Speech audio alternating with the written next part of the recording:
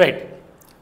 Let us start the next important topic which appeared in the 2025 UPSC mains examination as part of optional anthropology under paper 1.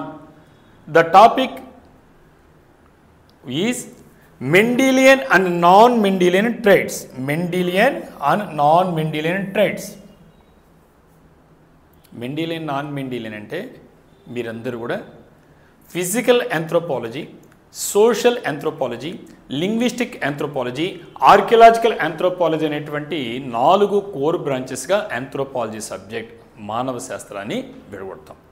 దీంట్లో physical anthropology అనే దాంట్లో బయలాజికల్గా మనం చదువుతాం కాబట్టి హ్యూమన్ని observations అన్నీ దాంట్లో భాగంగా మనకు ఉండేటువంటి ఏవైతే మనకు మెండల్ ప్రిన్సిపల్స్, హ్యూమన్ జెనెటిక్స్ అక్కడ వస్తుంది ఈ టాపిక్. మరి సో ఈ టాపిక్లో మనకి ఎగ్జామినేషన్లో డైరెక్ట్ క్వశ్చన్ ఇచ్చారు. చాలామంది ఎక్స్పెక్ట్ చేయలేదు దీన్ని, అంత ఈజీగా ఇవ్వను. ఈజీ అని కాదు, అంటే చదివితే ఈజీ, చదవకపోతే కష్టం, ఇంకేం లేదు పేపరు. సో అందువల్ల మిస్ అయిపోయారు చాలా మన స్టూడెంట్స్, రాయగలిగారు. సో ఎనీవే దీన్ని మీకు నేను 26, 27 బ్యాచెస్ ఎవరుతున్నారో వాళ్ళకి ఉపయోగపడుతుంది కాబట్టి వన్స్ అగైన్ మళ్ళీ దీన్ని డిస్కస్ చేస్తున్నాం. మరి మనం ఫస్ట్ మన యూపీఎస్సీ ఎగ్జామినేషన్లో ఆ క్వశ్చన్ ఏం డిమాండ్ చేస్తుంది, డిమాండ్ చేయడం అంటే ఇన్ని వర్డ్స్లో అడుగుతున్నారు, ఇన్ని మార్కులు అడుగుతున్నారు ఇంపార్టెంట్. దాని ప్రకారం చూస్తే ఇక్కడ 10 మార్క్స్ క్వశ్చన్ అడిగాడు. 10 మార్క్స్ అంటే ఏంటి, సెక్షన్ ఏ కానీ సెక్షన్ బిలో కానీ ఫస్ట్ క్వశ్చన్స్ ఏమవుతున్నాయో అంటే సెక్షన్ ఏలో 4 క్వశ్చన్స్ ఉంటాయి, first question mandatory. Section below 4 questions, 5th, 6th, 7th, 8th ఉంటే ఫస్ట్ క్వశ్చన్ ఉంటే 5th క్వశ్చన్ అవుతుంది. ఈ 2 mandatory questions. Each question carries 5 short notes. ఆ షార్ట్ నోట్స్లో పడింది. షార్ట్ నోట్స్లో అంటే ఎంత ఇచ్చారు, 150 వర్డ్స్. కానీ నేను డీటెయిల్గా ఇస్తున్నాను మెటీరియల్. ఎందుకు ఇస్తున్నానంటే ఇప్పుడు రాయేసాడు ఎగ్జామ్, వాళ్ళకైతే కావాల్సింది, వాళ్ళకి కీ తెలియాలి, దీన్ని ఎలా బ్రీఫ్ చేసుకోవచ్చని. 26, 27 రాసే వాళ్ళకి మీకు డీటెయిల్గా తెలియకపోతే 15లో పడితే ఏం చేస్తారు, అందుకోసమే ఈ కాన్సెప్ట్ ఇంపార్టెంట్ కాబట్టి డీటెయిల్గానే ఎక్స్ప్లెయిన్ చేస్తున్నాను యాజ్ యూజువల్. ఎనీవే మనం రాసేటప్పుడు ఇంతకుముందు చెప్పినట్టుగా as I told you, 1 introduction, 2 conclusion compulsory parts మనకి. దాన్ని మనం 10 మార్క్స్ రాస్తావా, 15 మార్క్స్ రాస్తావా, 20 మార్క్స్ రాస్తాండి అలా పెడితే కంపల్సరీగా మనకు ఇంట్రడక్షన్, మనకు ఉండేటువంటి కంక్లూజన్ ఉంటాయి. రెస్ట్ ఆఫ్ ద పార్ట్ని ఏమైతే అక్కడ అడిగాడో దాన్ని దృష్టిలో పెట్టుకొని మనం సబ్ హెడ్డింగ్స్ కింద విడగొట్టుకొని దానికి కావాల్సిన డయాగ్రామ్ వేసి కూడా రాయాలి. Okay right. మరి ఇంట్రడక్షన్లో మనం చూద్దాం, ఆడు ఏమడిగాడు, మెండేలియన్ అండ్ నాన్ మెండేలియన్ ట్రైట్స్ అని అడిగాడు. మెండేలియన్ అండ్ నాన్ మెండేలియన్ ట్రైట్స్, ఈ 3 టర్మ్స్కి మనం తెలుసుకోవాలి. ట్రైట్స్ అంటే ఏంటి, క్యారెక్టర్స్ అంటే లక్షణాలు. మరి ఇక్కడ ఏమడుగుతున్నాడు, ఒకటేమో మెండేలియన్ ట్రైట్స్, 2 నాన్ మెండేలియన్ ట్రైట్స్. కాబట్టి మెండేలియన్ ట్రైట్స్ ఏంటి, నాన్ మెండేలియన్ ట్రైట్స్ ఏంటి అంటే మెండేలియన్ ట్రైట్స్ అంటే మెండేలియన్ క్యారెక్టర్స్, మెండల్ మహాశయుడు వర్ణించినటువంటి లక్షణాలని మెండేలియన్ ట్రైట్స్ అంటున్నాం. నాన్ మెండేలియన్ ట్రైట్స్ ఈ మెండల్ చెప్పినటువంటి ఫాలో అవ్వకుండా రూల్స్ని ఏవైతే ఇన్హెరిటెన్స్ దాన్ని నాన్ మెండేలియన్ ట్రైట్స్ అంటాం. సరే మన ఎగ్జామినేషన్లో మీకు మెటీరియల్ ఇస్తున్నాను కాబట్టి దాన్ని ఎక్స్ప్లెయిన్ చేస్తున్నాం. The main difference between Mendelian and non Mendelian inheritance is the Mendelian inheritance describe the determination of traits by the means of dominant and recessive alleles of a particular gene, whereas non-Mendelian inheritance describes inheritance of traits which does not follow Mendelian laws. ఇప్పుడే చెప్పాను కాబట్టి ఇక్కడ ఉండేటువంటి దాంట్లో ఇక్కడ మొట్టమొదటి introduction ఏం రాయాలంటే మనం ఈ ట్రైట్స్ అంటే తెలియాలి, మనకి ట్రైట్స్ లక్షణాలు తెలిసిపోయినాయి. మరి మెండేలియన్ ట్రైట్స్ ఏంటి, నాన్ మెండేలియన్ ట్రైట్స్ ఏంటంటే మనం ఒకసారి బ్రీఫ్గా 2 లైన్స్ చెప్తున్నాం, సింగిల్ లైన్ కానీ 2 లైన్స్లో. మెండేలియన్ ఇన్హెరిటెన్స్ అంటే ఏంటి అంటే determination of traits by means of dominant and recessive of a particular gene. మన బాడీలో ఉండేటువంటి ప్రతి క్యారెక్టర్ని ట్రైట్ అంటున్నారు తెలుగులో లక్షణాలు. బాడీలో మనం ఎన్ని ఉన్నాయంటే చెప్పను అన్ని లక్షణాలు ఉన్నాయి పెద్దానికి. కాబట్టి ఈ బాడీలో ఉండేటువంటి ఏ యానిమల్కైనా కావచ్చు, ఏ యొక్క ప్లాంట్కైనా కావచ్చు, ఇంక్లూడింగ్ హ్యూమన్స్, జీవం ఉండేటువంటి వాటికి, లైఫ్ ఉండే వాటికి ప్రతి దానికి అనేకమైన క్యారెక్టర్స్ ఉంటాయి. ఒక ప్రోటోజోన్ కాడిని తీస్తే మల్టీసెల్ అనేకమైనటువంటి కణాలు కలిగినటువంటి జీవులు, సెల్స్ ఉండేవాళ్ళం. మరి ప్రతి దాంట్లో మనకు ఉండే వాటిల్లో ఈ క్యారెక్టర్స్ని ఎవరు డిసైడ్ చేస్తారంటే జీన్స్ అని అంటారు. అంటే మన బాడీలో ఉండే సెల్స్లో సెంట్రల్ పార్ట్లో ఏముంటుంది, న్యూక్లియస్ ఉంటుంది, కేంద్రకము అంటాం. దాని లోపల ఏముంటుంది, న్యూక్లియోలస్ అంటాం, కేంద్రకాంశం అంటాం తెలుగులో. దాని లోపల ఏమున్నాయంటే క్రోమోజోమ్స్ ఉన్నాయి. క్రోమోజోమ్సే అంటాం. ఈ క్రోమోజోమ్స్ ఒక్కొక్క స్పీసీస్కి ఒక్కొక్క జాతికి ఎలా ఉంటాయి, స్పెసిఫిక్ నెంబర్లో నిర్దిష్ట సంఖ్యలో ఉంటాయి. అంటే ఒక స్పీసీస్కి ఇంకో స్పీసీస్కి వేరువేరుగా ఉంటాయి. ఈ వేరువేరుగా ఉండేటువంటి క్రోమోజోమ్స్ సంఖ్యను ఆధారంగా చేసుకుని ఒక్కొక్క రకమైనటువంటి స్పీసీస్ ఉంటుంది. ఈ స్పీసీస్లో టేక్ ఫర్ ఎగ్జాంపుల్ హ్యూమన్ తీసుకుంటే 46 క్రోమోజోమ్స్ ఉన్నాయి. అంటే 23 పేర్స్ ఆఫ్ క్రోమోజోమ్స్ ఉన్నాయి. ఈ 23 పేర్స్ ఆఫ్ క్రోమోజోమ్స్ పైన ఇవి ఒక స్ట్రింగ్, ఒక తీగ అనుకుంటే దానిపైన ఉండే బీడ్స్, తెలుగులో పూసలు, ఈ పూసలలాగా జీన్స్ అమరున్నాయి. కాబట్టి ఈ జీన్ ఏం చేస్తుంటే ఈ బాడీలో కనిపించేటువంటి అనేకమైనటువంటి క్యారెక్టర్స్ అనుకుంటే ప్రతి క్యారెక్టర్ని నిర్ణయించడానికి జీన్స్ ఉన్నాయి. ఈ జీన్స్ ఎలా ఉంటాయి, అవి 2 క్రోమోజోమ్స్ ఇలా ఉంటాయి. అంటే ఇలా మనకు క్రోమోజోమ్ ఇలా ఉంటే, ఇదొక క్రోమోజోమ్ ఇలా ఉంటే, ఈ మధ్యలో ఉండేదాన్ని సెంట్రోమీర్ అన్నాను, థిక్గా ఉంది, డెన్సిటీ ఎక్కువ ఉంది. ఆ డెన్సిటీ ఉండేటువంటిది ఇక్కడ ఇలా మనకు ఈ సెంట్రల్ ఎలా ఉంటుంది, ఇది క్రోమోజోమ్, ఇదొక క్రోమోజోమ్, ఇదొక క్రోమోజోమ్. మనకి ఎన్ని ఉన్నాయి హ్యూమన్లో 46 క్రోమోజోమ్స్ ఉన్నాయి. 46 అంటే 23 పేర్స్, 23 జతలు ఉన్నాయి. ఈ 23 జతలు ఎందుకు అన్నామంటే మన బాడీలో ఉండే వాటిల్లో ఈ 23 పేర్స్లో మనకు ఉండేటువంటి దాంట్లో ఒక అంటే ఒక జత అనుకోండి, ఇది వచ్చి మమ్మీ దగ్గర నుంచి, ఇది డాడీ దగ్గర నుంచి, అంటే మేలు ఫిమేలు 2 కలిస్తేనే వచ్చాయి. వీటిపైన ఏమున్నాయంటే ఇవి బీడ్స్ లాగా అమరున్నాయి. ఏవి బీడ్స్ లాగా అమరున్నాయి, ఇప్పుడు చెప్పిన జీన్స్ ఇలా ఉన్నాయి, ఇలా జతలుగా ఇలా అమరు ఉంటాయి.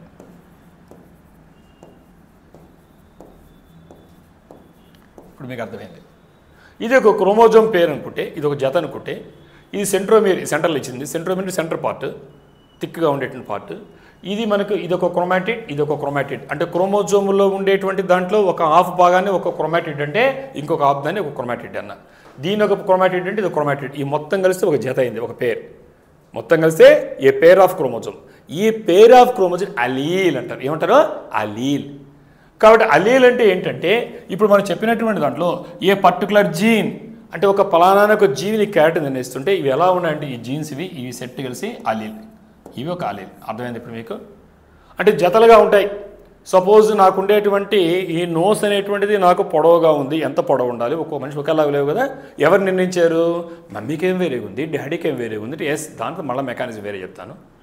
ఈ క్యారెక్టర్లో మమ్మీ దగ్గర నుంచి వచ్చినటువంటి డాడీ దగ్గర నుంచి ఇలా అమరున్నాయి జతలుగా. దీనిపైన వేరేగా ఉంది, దీనిపైన వేరేగా ఉన్నాయి. ఆ 2 ఒకేలాగా ఉండొచ్చు, వేరు ఉండొచ్చు.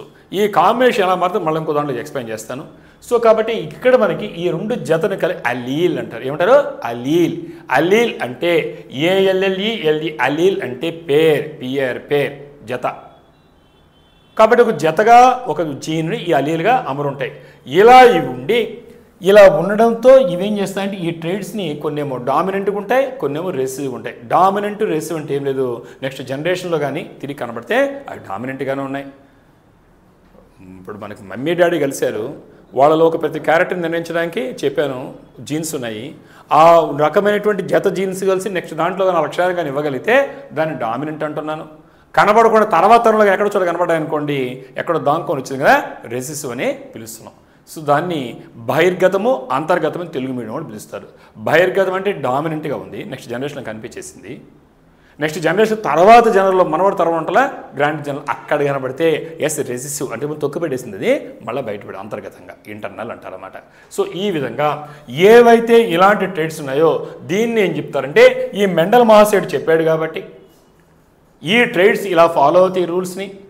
ఈ డామినెంట్ రెసిసివ్ అనేటువంటి దాని ప్రకారంగా డిస్క్రైబ్ చేయగలిగితే దాన్ని ఏమంటున్నామంటే మెండీలియన్ ట్రేడ్స్ అనే పేరుతో పిలుస్తున్నాం. కాబట్టి అడిగిన క్వశ్చన్ ఏంటి, మెండీలియన్ నాన్ మెండీలియన్ ట్రేడ్స్ అయిపోయింది, ఆడే తెలిసిపోయింది మనకి. ఏవైతే మెండల్ చెప్పినటువంటి ప్రిన్సిపుల్ని ఎవరైతే మనకి జన్యుశాస్త్ర పితామహుడు అంటున్నామో తెలుగులో, ఫాదర్ ఆఫ్ జెనెటిక్స్ అని ఇంగ్లీష్లో పిలుస్తున్నాము, ఆయన ఆ రోజు తీపి బఠానీ మొక్క తెలుగులో, ఇంగ్లీష్లో సైంటిఫిక్ నేమ్ పైసమ్ సెటైవం, పైసమ్ సెటైవం. మరి ఈ పైసమ్ సెటైవం చేసినటువంటి ఎక్స్పెరిమెంట్స్ ఏమవుతున్నాయో దాని ప్రకారంగా చేసినటువంటి ప్రిన్సిపల్ ఆధారంగానే ఇవాళ మనము బయాలజీ పేరుతో బాటనీ కావచ్చు, జువాలజీ కావచ్చు, ఆంథ్రోపాలజీ కావచ్చు, ఏ సబ్జెక్ట్ అయినా జెనెటిక్స్ బేస్ అదే మనకి ఈరోజు. కాబట్టి ఏ ట్రైట్స్ ఏ లక్షణాలు అయితే ఈ విధంగా డామినెంట్ రెసిసివ్ అనే పేరుతో ఎలా వస్తున్నాయని చెప్పిన ప్రిన్సిపల్ అండ్ అబ్జర్వేషన్స్ ఉన్నాయో దాన్ని ఫాలో అవుతే మెండీలియన్ ట్రైట్స్ అంటున్నాను. అంటే మెండల్ చెప్పిన రూల్స్ ప్రకారంగా ఆ లక్షణాలు కనిపిస్తున్నాయి కాబట్టి ఆ ఫాలో కాకపోతే నాన్ మెండీలియన్ ట్రేడ్స్ అంటాం. ఓకే, సో ఇంట్రొడక్షన్లో 2 లైన్లోనే మనం చేసాం. Next, what is Mendelian inheritance? మరి మెండిలియన్ ఇన్హెరిటెన్స్ అంటే ఏంటి? ఇన్హెరిటెన్స్ అంటే ఏంటి? ఒక పేరెంట్ జనరేషన్లో ఉండేటువంటి క్యారెక్టర్స్, లక్షణాలు తర్వాత చిల్డ్రన్ జనరేషన్, చిల్డ్రన్ పదం వాడకుండా ఆఫ్ స్ప్రింగ్ అని వాడతాం మనం. ఏమంటాం? ఆఫ్ స్ప్రింగ్ అంటాం. కాబట్టి చిల్డ్రన్ జనరేషన్ అంటే offspring generation. So parent generation నుంచి ఆఫ్ స్ప్రింగ్ జనరేషన్కి, అంటే ఒక తరం నుంచి ఒక తరానికి, from one generation to another generation, from parent generation to offspring generation, characters, traits, లక్షణాలు తెలుగులో అవి ట్రాన్స్మిట్ రావడాన్ని, సంక్రమించడాన్ని ఇన్హెరిటెన్స్ అనే పేరుతో పిలుస్తున్నాం. మరి ఇక్కడ మెండిలియన్ ఇన్హెరిటెన్స్ అంటే ఏంటి అని మనం సైడ్ పెట్టుకొని రాస్తున్నాం. ఇక్కడేమో బ్రీఫ్గా రాయేసాము, దానికి కావాల్సిందని ఇక్కడ మెండిలియన్ ఇన్హెరిటెన్స్ అంటే ఏంటి? Mendelian inheritance describes the way in which genes and their corresponding traits are passed from parents to their offspring by means of dominant and recessive alleles. ఇప్పుడే చెప్పినట్టుగా మెండిలియన్ ఇన్హెరిటెన్స్, మెండల్ చెప్పినటువంటి inheritance, వారి సంక్రమణ అంటే ఎలా వస్తాయంటే అది ఈ జీన్స్, తెలుగులో జన్యువులు అంటున్నాము. ఏ విధంగా how these genes are passed from parent generation to offspring generation, తల్లిదండ్రుల పేరెంట్స్ జనరేషన్ నుంచి నెక్స్ట్ జనరేషన్కి, ఆఫ్ స్ప్రింగ్ జనరేషన్కి ఎలా ట్రాన్స్మిట్ అవుతున్నాయి, ఏ విధంగా పాస్ ఆన్ అవుతున్నాయి అని చెప్పేటువంటి దాన్నే చెప్తున్నాం. ఎలా వస్తాయి? Dominant and recessive అలీల్. ఇప్పుడే చెప్పినట్టుగా అవి వెంటనే కనబడితే డామినెంట్ అంటాను, కనబడకుండా ఒక క్యారెక్టర్ మాత్రం కనబడుకుని రెండో క్యారెక్టర్ తర్వాత ఎక్కడో కనబడుతుంటే ఎస్ రెసెసివ్ అంటున్నా. సో ఇలా అంటున్నాం. The modes of Mendelian inheritance are autosomal dominant, autosomal recessive, X-linked dominant and X-linked recessive. సరే, ఈ మోడ్ ఎలా ఉంటుంది? మెండల్ చెప్పినటువంటి ఈ యొక్క ఇన్హెరిటెన్స్ ఎలా ఉంటుందంటే ఇవి ఈ రకంగా ఉంటుంది. ఎలా ఉంటుంది? ఆటోజోమల్ డామినెంట్గా, ఆటోజోమల్ రెసెసివ్గా ఉంటుంది. ఆటోజోమల్ అంటే ఏంటి? ఆటోజోమల్ అంటే బాడీ, మన బాడీలో ఉండేటువంటి సెల్స్ ఏమవుతున్నాయో వీటికి సంబంధించిన క్యారెక్టర్స్ని డిసైడ్ చేసి దాన్ని ఆటోజోమల్ అంటారు. అర్థమే కదా? నీకు బాడీలో ఉండేటువంటి టోటల్ క్యారెక్టర్స్ టోటల్గా ఈ లక్షణాలు ఎలా ఉండాలి, నీకు ఉండేటువంటి బాడీలో ఉండే ఎంజైమ్ కావచ్చు, ప్రోటీన్స్ కావచ్చు, నీ కంటి కనబడేటి కావచ్చు, కంటి కనబడే ఇంటర్నల్ కావచ్చు, అన్ని క్యారెక్టర్సే. ఇవన్నీ టోటల్గా ఎవరు నిర్ణయిస్తారంటే ఆటోజోమల్ జీన్స్ అంట, ఆటోజోమల్ క్రోమోజోమ్స్. ఈ కాకుండా నువ్వు మేలా ఫిమేలా ఇవి డిసైడ్ చేయని సెక్స్ క్రోమోజోమ్స్ అంటాం. ఏమంటామో? సెక్స్ క్రోమోజోమ్స్ అంటాం. కాబట్టి ఎల్లోజోమ్స్ అంటాం. కాబట్టి ఆటోజోమ్స్ ఎల్లోజోమ్స్ అని పిలుస్తున్నాం, ఆటోజోమ్స్ సెక్స్ క్రోమోజోమ్ పిలుస్తున్నాం. కాబట్టి మనకు ఉండేటువంటి హ్యూమన్స్ తీసుకుంటే మనకు టోటల్గా ఎన్ని చెప్పానో 46 క్రోమోజోమ్స్ ఉన్నాయి. దాన్ని మన పేర్స్ చెప్తే 23 పేర్స్ అని పిలుస్తున్నాం. ఇది హ్యూమన్స్లో ఉండేటువంటి క్రోమోజోమ్స్. మరి ఇక్కడ ఉండేటువంటి హ్యూమన్స్లో ఉండే క్రోమోజోమ్లో మనకి 46లో ఎలా ఉండదంటే యాక్చువల్ చెప్పాలంటే 44 + 2 = 46 వచ్చినాయి. అంటే 44 క్రోమోజోమ్స్ మన బాడీకి సంబంధించినటువంటి క్యారెక్టర్స్ నిర్ణయిస్తే 2 క్రోమోజోమ్స్ నీకు దానికి సంబంధం లే, నువ్వు ఏ సెక్స్, మేలా ఫిమేలా లేదా ఇంకో రకమా, ఇది డిసైడ్ చేస్తుంది ట్రాన్స్జెండర్ అనేసి. సో కాబట్టి ఇవి వేరే ఈ తర్వాత తెలిసింది. కాబట్టి అందువల్ల దీన్నేమో ఆటోజోమ్స్ అంటున్నావు. అంటే నీ బాడీకి సంబంధించిన క్యారెక్టర్స్ నిర్ణయించేటువంటివి ఇవి వచ్చి నీ సెక్స్కి సంబంధించి నువ్వు మేలా ఫిమేలా ట్రాన్స్జెండరా నిర్ణయించండి. సో ఈ రకంగా మనకు బాడీలో ఉంటాయి. అదే పేర్స్గా చెప్తే కూడా మళ్ళీ చెప్తే సో మనం 23 పేర్స్ అన్నాం. అంటే 22 + 1 = 23. 22 పేర్స్ జతలుగా ఉన్నాయి. 22 పేర్స్ అంటే నీ బాడీకి సంబంధించినటువంటి ఎటువంటి క్యారెక్టర్స్ నిర్ణయించేటి 22 పేర్స్. ఒక్క పేరు మటుకు నీ సెక్స్ని నిర్ణయిస్తున్నాయి, నువ్వు మేలా ఫిమేల్ అని. సో ఈ విధంగా ఉన్నాయి. ఇప్పుడు మీకు ఇక్కడ చూస్తే ఆటోజోమల్ డామినెంట్ అర్థమైంది. డామినెంట్ అంటే ఏంటి? నెక్స్ట్ తరంలో కనబడకపోతే రెసిసివ్ అంటున్నాం, అంటే ఒక క్యారెక్టర్ మాత్రమే కనబడుతూ ఉంది.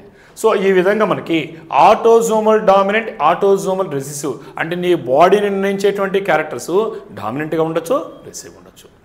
అలాగనే మనకు ఉండేటువంటి ఎక్స్-లింక్డ్ డామినెంట్ అంటే సెక్స్ క్రోమోజోముల పైన ఉండేటువంటి అవి ఏం చేస్తాయంటే లేడీస్ ఇప్పుడు బాల్ హెడ్ తీసుకున్నాం, ఈ బాల్ హెడ్ జెంట్స్లో ఉంటుంది, అప్పుడు ఎక్సలెంట్ బియర్డ్ ఇట్లా మనకు ఉంటాయి. అంటే ఇవి ఎక్స్ క్రోమోజోమ్తో పాటు వస్తున్నాయి క్యారెక్టర్స్. సెక్స్ నిర్ణయించడం కాకుండా ఆ సెక్స్ ఏమి నిర్ణయిస్తున్న ఆ క్రోమోజోమ్ల పైన ఉండి మిగతా క్యారెక్టర్స్ కాకుండా వాటితో పాటుగా ట్రావెల్ చేస్తాయి. అంటే లేడీస్లో కొన్ని క్యారెక్టర్స్ ఉంటే జెంట్స్లో కొన్ని క్యారెక్టర్స్ ఉంటాయి. అర్థమైంది ఇప్పుడు మీకు? లేడీస్లో ఉంటాయి కొన్ని క్యారెక్టర్స్, జెంట్స్లో కనబడవు.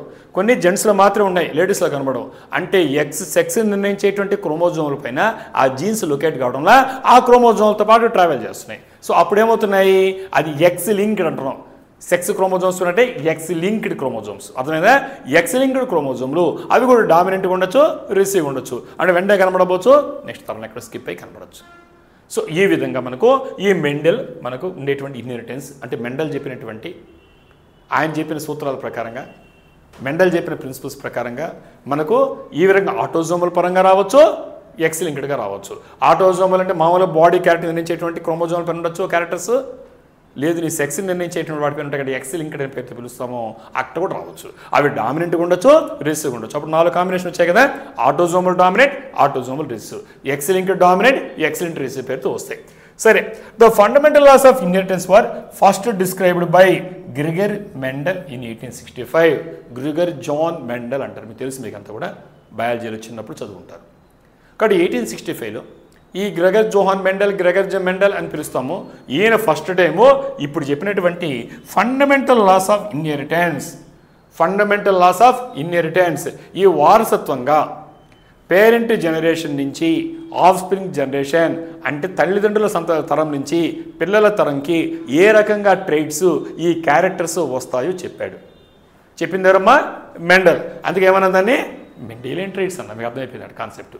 కాబట్టి ఇది చెప్పారు. అకార్డింగ్ టు మెండల్ యొక్క అభిప్రాయం ప్రకారంగా genes can be found in pairs and they are inherited in distinct units. కాబట్టి మెండల్ చెప్పిన ప్రకారంగా జీన్స్ ఎక్కడ ఉంటాయంటే ఇవన్నీ పేర్స్గా ఉంటాయి. ఇక్కడ చూడండి పేరుగా ఉన్నాయి కదా. ఇప్పుడు సపోజు మన హెయిర్ ఉంది షేపు, అది స్ట్రైట్గా ఉండొచ్చు, లేదు కర్లీగా ఉండొచ్చు. ఎలా ఉండొచ్చు కదా, స్ట్రైట్గా ఉండొచ్చు, కర్లీగా ఉండొచ్చు. ఈ స్ట్రైట్గా అంటే మమ్మీ దగ్గర మనకు స్ట్రైట్గా ఉండొచ్చు, డాడీ దగ్గర కర్లీగా ఉండొచ్చు. అర్థమైంది ఇప్పుడు నీకు? ఈ క్యారెక్టర్స్ ఎలా ఉంటాయంటే, అంటే షేప్ ఆఫ్ ద హెయిర్ అనేది ఒక క్యారెక్టర్ అనుకో, దాన్ని నిర్ణయించడానికి ఒక జత జన్యువులు ఉంటాయి, జీన్స్. ఎలా ఉన్నాయి? పేరుగా ఉన్నాయి, జతలుగా ఉన్నాయి. ఆ జతను ఏమంటాము ఇంగ్లీష్లో? అలీల్. ఏమంటారు? అలీల్. తెలుగులో యుగ్మము, జంట అని. కాబట్టి ఇలా ప్రతి క్యారెక్టర్, బాడీలో ఉండే ప్రతి క్యారెక్టర్ నిర్ణయించడానికి 2 ఉంటాయి. ఒకటి మమ్మీ దగ్గర నుంచి, ఒకటి డాడీ దగ్గర నుంచి. సో ఈ విధంగా ఇవి found in pairs and they are inherited in distinct units. ఎలా వస్తాయంటే ఒక స్పెసిఫిక్గా ఒక యూనిట్లో ఆ విధంగా వస్తాయి. ఎలా ఎక్స్ప్లెయిన్ చేద్దాం. Thus offspring receives 1 gene from each parent. మనం ఇంతకుముందు చెప్పినట్టుగా మనకు సెల్ డివిజన్ 2 రకాలు జరుగుతుంది బాడీలో. Cell division 2 types. మీకు ఆల్రెడీ పేపర్ 1లో 1.7 ఏంటంటే బేసిక్స్ ఉంటాయి, లైఫ్ మనకు బేసిక్స్ ఆఫ్ లైఫ్, అంటే మన టోటల్గా బయాలజీ సంబంధించినటువంటి మళ్ళీ ఫండమెంటల్స్ అనేది చదవాలి దాంట్లో, సెల్ స్ట్రక్చర్ని. అది ఉంటే ఈజీగా అర్థమవుతుంది మీకు, చిన్నప్పుడు చదవకపోయినా అది అయితే అర్థమైపోతుంది. సో మనకు ఉండేటువంటి డివిజన్ సెల్ డివిజన్ ఉంది. బాడీలో సెల్స్ ఎప్పుడు డివైడ్ అవుతుంటాయి, ఎప్పుడు లైఫ్ టైం బతికినంతకాలం డివైడ్ అవుతూ వస్తున్నాయి. ఈ సెల్స్ ఏవైతే డివైడ్ అవుతున్నాయి 2 రకాలు జరుగుతాయి. ఒకటేమో మైటాసిస్, 2 వచ్చి మియాసిస్. ఒకటేమో మైటాసిస్, 2 వచ్చి మియాసిస్. మైటాసిస్ తెలుగులో సమయ విభజన అంటున్నాం, అదే కాకుండా మియాసిస్ అంటే క్షయకరణ విభజన అంటాం తెలుగులో. మైటాసిస్ అంటే ఏం జరుగుతుందంటే ఇప్పుడు 2 సెల్స్ ఉన్నాయి, 4 సెల్స్, 4, 8 ఇట్లా డివైడ్ అవుతున్నాయి. అదే మియాసిస్ ఏమవుతున్నాయి? ఆఫ్ అవుతున్నాయి క్రోమోజోమ్స్. అంటే సపోజ్ ఇక్కడ ఉండేటువంటి 46 క్రోమోజోమ్స్ అవి 2 స్పెర్మ్గా ఏర్పడినప్పుడు, నీ రిప్రొడక్టివ్ స్పెల్స్ ఏర్పడినప్పుడు మేల్లో అవేమవుతుంది, ఒక స్పెర్మ్లోకి సగము, ఇంకో స్పెర్మ్లోకి సగం వెళ్ళిపోయినాయి. అంటే ఏమైపోయినాయి?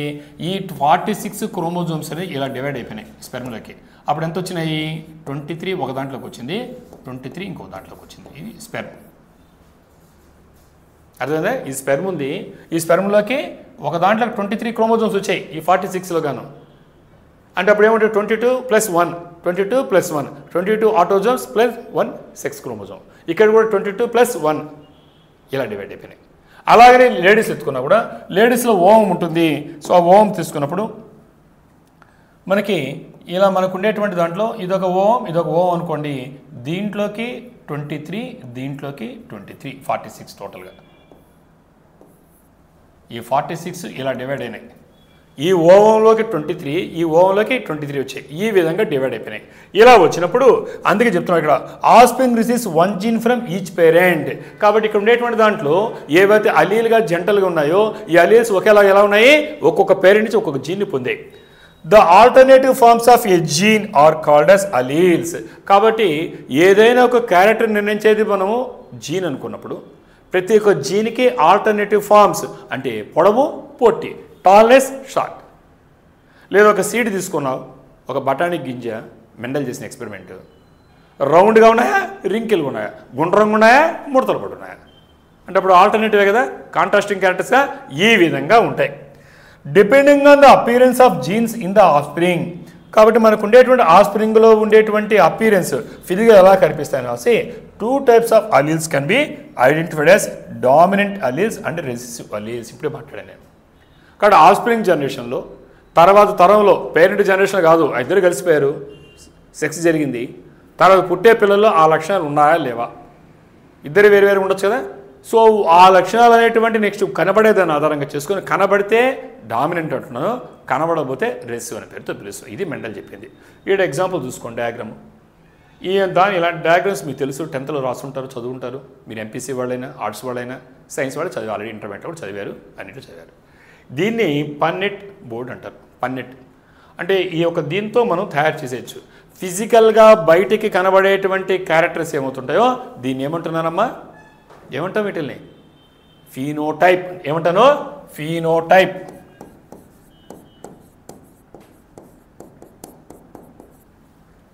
ఫీనోటైప్ బాహ్య రూపము, ఫిజికల్ అపీరెన్స్. అలా కంటికి కనబడకుండా ఉండేటువంటి దాన్ని ఏమంటామంటే జీనోటైప్. జీనోటైప్ జన్యు రూపము అంటాం. ఇదేమో బాహ్య రూపము. ఫీనో అంటే ఫిజికల్ అపీరెన్స్, బయటికి కనబడుతున్నాయి. కంటికి కనబడకుండేదాన్ని జీనోటైప్ అంటాం. అర్థమైంది ఇప్పుడు మీకు? ఉదాహరణకి బ్లడ్ గ్రూప్ ఉంది, నీ బ్లడ్ గ్రూప్ కనబడుతుందా? కనబడాలి కదా. ఎస్, దాని లోపల ఉండి బయట తీస్తే మనం ఏ గ్రూప్లో చెప్పేసాం, దాని తర్వాత లోపల ఏముంటుంది దాన్ని జన్యు రూపం అంటాం, జీనోటైప్ అంటాం. అలా ప్రతి క్యారెక్టర్కి బయట కనిపే లక్షణం వేరే, లోపల కాంబినేషన్ వేరేగా ఉంటుంది. ఈ విధంగా మనము ఇవన్నీ కూడా బేసిక్ కాన్సెప్ట్స్ మీరు నేర్చుకుంటారు. ఇక్కడ మనం డివైడ్ కాకుండా చెప్పడానికి ట్రై చేస్తున్నాను. ఇక్కడ ఫీనోటైప్, జీనోటైప్ 2 రకాలు ఉంటాయి. సో కాబట్టి దాని ఆధారంగా చూసుకొని ఈ డామినెంట్ అలీల్స్ అంటే ఏదైతే ఫిజికల్గా బయటికి కనిపిస్తాయో అది నెక్స్ట్ తరంలో కనిపిస్తాయని డామినెంట్ అలీల్ అన్నాను. కనబడకుండా తర్వాతలో ఎక్కడో కనబడితే దాన్ని రెసిసివ్ అన్న. అంటే పేరెంట్లో ఉండేటువంటి లక్షణాలు 2 తీసుకుంటే ఒక జత 2 కనబడాలి. నెక్స్ట్ దాంట్లో కనబడడంలా ఏదో క్యారెక్టర్ మాత్రమే కనబడుతుంది. ఏ క్యారెక్టర్ అయితే బయటికి కనబడిందో ఆఫ్స్ప్రింగ్లో, చిల్డ్రన్ జనరేషన్లో దాన్ని ఏమన్నానో డామినెంట్ అన్న. ఏమన్నానో డామినెంట్, బహిర్గతము, బయటికి కనిపించేసింది. మరి 2 రావాలి కదా. ఇద్దరు మమ్మీకి డాడీకి ఇద్దరికి ఆ క్యారెక్టర్స్ ఉన్నాయి కదా. ఇద్దరు లక్షణాలు కనబడడం, ఒక క్యారెక్టర్ మాత్రం కనబడింది, అది డామినేట్ చేసింది ఇంకో క్యారెక్టర్ని. ఇంకొక లక్షణం కనబడడంలా ఆ కనబడదాన్ని ఏమన్నానో రెసిసివ్ అన్న. ఏమన్నానో రెసిసివ్, అంతర్గతం అంటే అక్కడ ఉంది, కంటికి కనపడంలా. సో ఈ విధంగా ఈయన వివరించాడు. ఎగ్జాంపుల్ ఈ బోర్డులో చూస్తే ఇక్కడ మనకు వైట్, రెడ్ అనేటి 2 ఫ్లవర్స్ తీసుకున్నాం అనుకోండి. White, red. దీనికి బయటికి ఇలా కనిపించాయి, లోపల ఎలా ఉంటుంది? ఈ వైట్కి WW అని మనం గుర్తుపెట్టుకుంటే, రెడ్కి RR అని గుర్తుపెట్టుకుంటే అవి ఇలా ఉన్నాయి జెనెటికల్గా. ఇప్పుడు వాటి కానీ కాంబినేషన్ ఎలా వస్తుందంటే ఇంతకుముందు చెప్పినట్టు మియాసిస్లో ఈ వైట్ వేరే, ఈ వైట్ వేరే, అలాగనే ఈ రెడ్ వేరే, రెడ్ వేరే, ఇలా డివైడ్ అయిపోతాయి. స్పెర్మ్ కావచ్చు, ఓవం కావచ్చు, మేల్ అయినా ఫీమేల్ అయినా. ఇలా విడిపోయినప్పుడు ఈ వైట్ అనేది ఈ రెడ్తో కలిసినప్పుడు ఏమైంది? మనం 2 కలిసి ఎలా వచ్చినాయి? WR. ఇది ఎలా వచ్చింది? WR. ఇది ఎలా వచ్చింది? WR. సో ఈ విధంగా చూసినప్పుడు ఇలాగనే వచ్చాయి తరంలో. అప్పుడు ఏమొచ్చాయి? ఈ రెడ్ అనేది ఈ వైట్ని డామినేట్ చేసింది కాబట్టి మన వైట్ ఎక్కడా కనబడ పిల్లల తరంలో. ఫ్లవర్సే ఉన్నాయి. ఈ వైట్ అనేదానికి రెడ్ అనేటువంటి 2 లేదని నేను చేసి పోలంగ్రెన్స్ని ఎక్స్పెరిమెంట్ చేసినప్పుడు నెక్స్ట్ దాంట్లో వైట్ కనపడాల, టోటల్ రెడ్ ఫ్లవర్సే కనపడ్డాయి. అంటే అర్థమేమని? అది కనపడాల. అప్పుడు ఏది డామినెంట్ వాటిల్లో? రెడ్ అనేది డామినెంట్. ఇదేమో పేరెంట్ జనరేషన్ 1వ తరము, ఇది 2వ తరం సెకండ్ జనరేషన్, ఇది చిల్డ్రన్ దాంట్లో. మరి దాన్ని అర్థం చేసుకోవాలంటే ఇలా మన పన్నెట్ బోర్డులో కానీ చూస్తే లోపల ఎలా ఉంటాయి? ఇలా ఉండొచ్చు, మన కంటికి కనపడాలి, ఇలా ఉండొచ్చు. ఎలా ఉండొచ్చు? ఈ వచ్చిన వాటిలో రెడ్ కనిపించిన దాంట్లో కూడా ఏమని ఉంటుంది అంటే ఈ 2 కలిసి వచ్చి ఉంటాయి కాబట్టి రెడ్ వైట్ లోపల ఉన్నాయి, అవి కనపడాలి, దాన్ని జీనోటైప్ అంటాం. అలాగని ఇక్కడ కూడా రెడ్ వైట్ ఉన్నాయి, రెడ్ కనిపించిన ఇది కూడా మనం బయటకు కనిపించింది కాబట్టి రెడ్ డామినెంట్ అయింది. అలాగని ఇక్కడ కూడా చూస్తే ఇదే కాంబినేషన్ లోపల అన్నింటిలో ఉన్నాయి, కనపడడంలా. సో దీన్ని మనం ఇలా బొమ్మేసుకుంటే మనం నెక్స్ట్ తరంలో కానీ మనం ఎక్స్పెరిమెంట్ కానీ చేసి చూస్తే ఎక్స్పెరిమెంట్ చేసినప్పుడు ఈసారి ఏం చేస్తామంటే ఈ కంటికి కనబడకుండా ఉండేటువంటి ఏవైతే వచ్చినాయో నెక్స్ట్ తరంలో వాటికి క్రాస్ చేసాం అనుకో. ఇక్కడ ఏం చేసాం మనము? ఇక్కడ వైట్కి రెడ్కి క్రాస్ చేసాం. అలా కాకుండా నెక్స్ట్ అన్ని రెడ్ కానీ కనిపించాయి, దాన్ని ఎక్కడ పొల్యూట్ కాకుండా మళ్ళీ వాటి కానీ క్రాస్ చేయగలిగితే నెక్స్ట్ తరంలో ఏం కనిపిస్తాయంటే 3 రెడ్ కనిపించి వైట్ కనిపించాయి. మరి ఎట్లొచ్చింది అది? అంటే లోపలే ఇంటర్నల్గా ఉన్నాయి. ఎలాంటి కాంబినేషన్ అంటే ఇలాంటి కాంబినేషన్తో. ఇక్కడ చూడండి, ఇక్కడ తీసుకుంటే ఇక్కడ రెడ్ వైట్ తీసుకో, ఇక్కడ రెడ్ వైట్ని తీసుకోవాలా? అన్ని రెడ్ అని తీసుకున్నావు. ఇంతకుముందు తీసుకున్నట్లు వైట్ రెడ్ తీసుకున్నావు, పుట్టినట్టు రెడ్డే వచ్చాయి. ఈ రెడ్ వాటిగా మళ్ళీ వాటిగా క్రాస్ చేస్తే ఎలా వచ్చాయంటే ఈ విధంగా మనకి కలిపినప్పుడు రెడ్ వైట్ నీ కనబడలా, కానీ క్రాస్ చేస్తే ఏమొచ్చాయంటే 3 రెడ్ వైట్ వచ్చాయి. ఎందుకు వచ్చాయి చూడండి, ఇక్కడ రెడ్ ఈ 2 రెడ్ కలిసి రెడ్డే వచ్చింది. ఇక్కడ రెడ్ వైట్ చూస్తే ఇది విధంగా మధ్యలో ఎలా ఉందంటే హెటెరోజైగోట్, ఇదేమో హోమో అంటే ఒకే రకంగా ఉండడాన్ని, హెటెరో అంటే వేరు ఉండడం. సో నీ కంటికి కనబడలా కానీ ఇంత రెడ్డే వచ్చినాయి, ఇదే రెడ్డే. కానీ ఈ రెడ్లో ప్యూర్ రెడ్ ఏంటంటే ఇది, అంటే 2 కూడా రెడ్కి సంబంధించినట్టే ఉంటాయి. దీంట్లోకి వచ్చి ఎలా ఉందో ఇలాగని ఇక్కడ 2 కలిసినాయి, రెడ్ వైట్, కానీ బయటికి మాత్రం రెడ్ కనిపిస్తుంది. దీంట్లో ఈ క్రాస్ అనమాట, హైబ్రిడ్ లాగా ఉన్నాయి. అర్థమైనా, దీన్ని హెటెరోజైగోట్ ఉంటాం. ఇక్కడ కూడా 2 కలిసినాయి, ఇది మటుకు ప్యూర్ వైట్. సో ఈ విధంగా నెక్స్ట్ తరంలో మనం ఎక్స్పెరిమెంట్ చేస్తే తెలుస్తుంది. అంటే నీకు చిల్డ్రన్ జనరేషన్లో కనపడకుండా తర్వాత తరంలో కనిపించాయి కాబట్టి ఇలా మనకు ఇన్హెరిటెన్స్ జరుగుతుంది అని ఎవరు చెప్పారమ్మా? మెండల్ చెప్పాడు. ఏ ప్లాంట్ పైన చేశాడు ఎక్స్పెరిమెంటు? పైసమ్ సెటైవమ్. ఎగ్జామినేషన్ బిట్స్ రూపంలో సైన్స్లో తగులుతాయి. పైసమ్ సెటైవమ్. ఏం పేరు? పైసమ్ సెటైవమ్. తీపి బఠానీ మొక్క అంటారు దాన్ని, ఇళ్లలో పెరుగుతుంటాయి. సో అలాంటి మొక్కలపైన ఎక్స్పెరిమెంట్ చేసి అప్పుడు చెప్పాడు ఈ లాస్ని, ఈ సూత్రాన్ని. అది ఎట్లా చూద్దాం. ఇది Mendel inheritance of dominant recessive. మనకు ఈ ఎగ్జామినేషన్లో ఈ డయాగ్రామ్ ఇచ్చి మీరు సరే ఈ ఎక్స్పెరిమెంట్ చేసిన తర్వాత ఆయన ఏం చేశాడంటే, తర్వాత తెలుసు మీకు అంతా చదువుంటారు, మరి ఇక్కడ నేను డివేట్ కాకుండా అప్పటికి మ్యాక్సిమం ట్రై చేస్తాను ఇన్ఫర్మేషన్ ఇవ్వడానికి. ఆయన కొన్ని సూత్రాలను అంటే లాస్ని ప్రతిపాదించాడు, ప్రపోజ్ చేశాడు. దాన్నే మనం జెనెటిక్ ప్రిన్సిపల్స్ అంటాం, జెనెటిక్ లాస్ అనే పేరుతో పిలుస్తున్నాం. అంటే ఈ ఎక్స్పెరిమెంట్ చేసిన తర్వాత 2 క్యారెక్టర్లు ఉంటే 2 క్యారెక్టర్లు కనబడకుండా పేరెంట్లు ఉండేటివి, పిల్లల తరంలో ఓన్లీ ఒకే సింగిల్ క్యారెక్టర్ కనబడి ఆ క్యారెక్టర్ ఏమైంది అని చూశాడు. మళ్ళీ వాటిలో కలిపితే నెక్స్ట్ తరంలో వచ్చి ఇట్లా చేసుకుంటూ వెళ్ళిపోయాడు ఎక్స్పెరిమెంట్. చేసిన తర్వాత ఆయన ఒక సూత్రాలు ప్రతిపాదించాడు. అవి కామన్గా అప్లికబుల్ టు ఆల్. ఆ చేసింది ప్లాంట్ పైన, అది ప్లాంట్స్కి కానీ అనిమల్స్కి కానీ హ్యూమన్స్కి కానీ అందరికీ వర్తిస్తున్నాయి. ఆ సూత్రాలని మెండల్ లాస్, మెండల్ ప్రిన్సిపల్స్ అనే పేరుతో పిలుస్తాము. అవి బేసిక్గా చాలా ఉన్నాయి. దాంట్లో మనం 3 ప్రిన్సిపల్స్ డిస్కస్ చేస్తున్నాం ఈ క్లాస్లో. ఒకటి లా ఆఫ్ సెగ్రిగేషన్. సెగ్రిగేషన్ అంటే సెపరేట్, వేరు చేయడం. Any inheritable trait comes in allele pair. కాబట్టి ఏదైనా సరే నీకు క్యారెక్టర్ కానీ ఒక పేరెంట్ జనరేషన్ నుంచి ఆఫ్ స్ప్రింగ్ జనరేషన్కి, పేరెంట్ నుంచి చిల్డ్రన్ వస్తుంటే దాన్ని అది ఇన్హెరిటబుల్ ఎలా వస్తుంది? అలీల్గా వస్తుంది. అలీల్ కంటే జంటగానే వస్తే విడిగా రాదు. అర్థమైందా? ఏదైనా క్యారెక్టర్ మీ తల్లిదండ్రుల దగ్గర నుంచి నీకు వచ్చాయంటే అది విడిగా రాదు, ఖచ్చితంగా నీకు జంటగానే ఉంటుంది. ఆ జంటను ఏమంటున్నామో అలీల్గా ఉంటుంది అంటున్నాం. During the production of sex cells, ఇంతకుముందు చెప్పాను నేను, సెక్సెస్ తయారయ్యేటప్పుడు ఏం జరుగుతుంది? డివిజన్, మియాసిస్ జరుగుతుంది, మైటాసిస్ జరగదు. బాడీలో అంతా మైటాసిస్ జరుగుతుంది, సమయ విభజన. ఒక రిప్రొడక్టివ్ సెల్స్లో at the time of formation of sperms or at the time of formation of ovum, నీకు ఎగ్స్ అంటాం, నీకు స్పెర్మ్ వీర్యం ఏర్పడేటప్పుడు కానీ, లేదు ఎగ్స్ గుడ్ అంటే అండం ఏర్పడేటప్పుడు కానీ ఈ సెక్స్ సెల్స్ అంటాం. ఈ సెక్స్ సెల్స్ ఏర్పడేటప్పుడు మియాసిస్ అంటే క్షయీకరణ, రిడక్షన్, డివిజన్. అంటే ఉండే క్రోమోజోమ్స్ ఎన్ని, ఏ జీవే కావచ్చు, ఏ యానిమల్ అయినా కావచ్చు, దాంట్లో ఎన్ని ఉండదు దానికి ఆఫ్ అయిపోతాయి అనమాట. ఆఫ్ అయి ఒక స్పెర్మ్లోకి ఆఫ్ అయి వెళ్ళిపోతాయి, లేదు ఒక ఓవంలోకి ఆఫ్ వెళ్ళిపోతాయి. అర్థమైనా? ఈ విధంగా జరుగుతుంది. Each allele of the pair segregates into 1 sex cells. ఇప్పుడు బొమ్మ చూపించే డయాగ్రామ్ వేసి మీకు నేను. కాబట్టి ఇలా వెళ్ళినప్పుడు ఈ క్రోమోజోమ్స్ ఏమవుతున్నాయి? ఉదాహరణకు 46 ఉంటే ఇలా మనకు విడిపోయినాయి, 23 + 23 వచ్చాయి. ఇది ఒక స్పెర్మ్ అనుకోండి, ఇలా తోకూడదు, టైల్ ఉంది దీనికి, ఇలా వచ్చింది. ఈ 46 23 ఒక స్పెర్మ్లోకి వెళ్తే ఇంకో 23 వెళ్ళిపోయినాయి. అదే ఓం అనుకోండి, ఇలా రౌండ్గా చూపిస్తాను నేను. ఈ ఓంలో ఏమైపోయినాయి? 23 ఒక దాంట్లోకి వస్తే 23 ఒక దాంట్లోకి వచ్చాయి, ఇలా వచ్చినాయి మనకి. ఈ 46 ఇలా విడిపోయినాయి. ఇది మేలు, ఇది ఫిమేల్, ఇది మేలు, ఇది ఫిమేల్, ఇలా విడిపోయినాయి. అంటే ఆఫ్గా విడిపోయినాయి. ఈ విధంగా మనకి each allele of the pair segregate into 1 sex cells once they are united during the fertilization. ఈ 2 డీ కొట్టే, సపోజ్ ఇక్కడ ఉండే స్పెర్మము ఇక్కడ ఉండేటువంటి దాంతో ఈ 2 కలిసే అనుకోండి, అప్పుడు ఏమవుతాయి చెప్పండి? నెంబరు 46 వచ్చేసాయి, అంతే కదా? పోనీ ఈ 2 కలిసే అనుకోండి, అప్పుడు ఎంత వస్తుంది? 46. 23 ఇక్కడ 23 46 వస్తాయి మళ్ళీ మీకు. సో ఈ విధంగా during at the time of fertilization, if they unite together, ఆ రెండు కలిస్తే ఏమవుతుందంటే offspring has inherited an allele from each parent. కాబట్టి ఒక్కొక్క తండ్రి దగ్గర నుంచి కానీ, తల్లి దగ్గర నుంచి కానీ, మమ్మీ దగ్గర నుంచి కానీ, డాడీ దగ్గర నుంచి కానీ అవి ఆ అలీల్లో ఉండేటువంటి క్యారెక్టర్స్ని పొందుతాయి. అర్థమైన మెకానిజం. దీన్ని ఏమన్నాడంటే లా ఆఫ్ సెగ్రిగేషన్. సెగ్రిగేషన్ అంటే సెపరేషన్. అంటే at the time of formation of egg or at the time of formation of sperm, reproductive cells అంటాం వాటిని, సెక్స్ సెల్స్ అంటాం. ఈ సెక్స్ కణాలు అనేటివి ఏర్పడేటప్పుడు ఈ సెక్సువల్ రిప్రొడక్షన్, లైంగిక ప్రత్యుత్పత్తి అంటాం తెలుగులో, అసెక్సువల్ వేరేగా ఉంటుంది.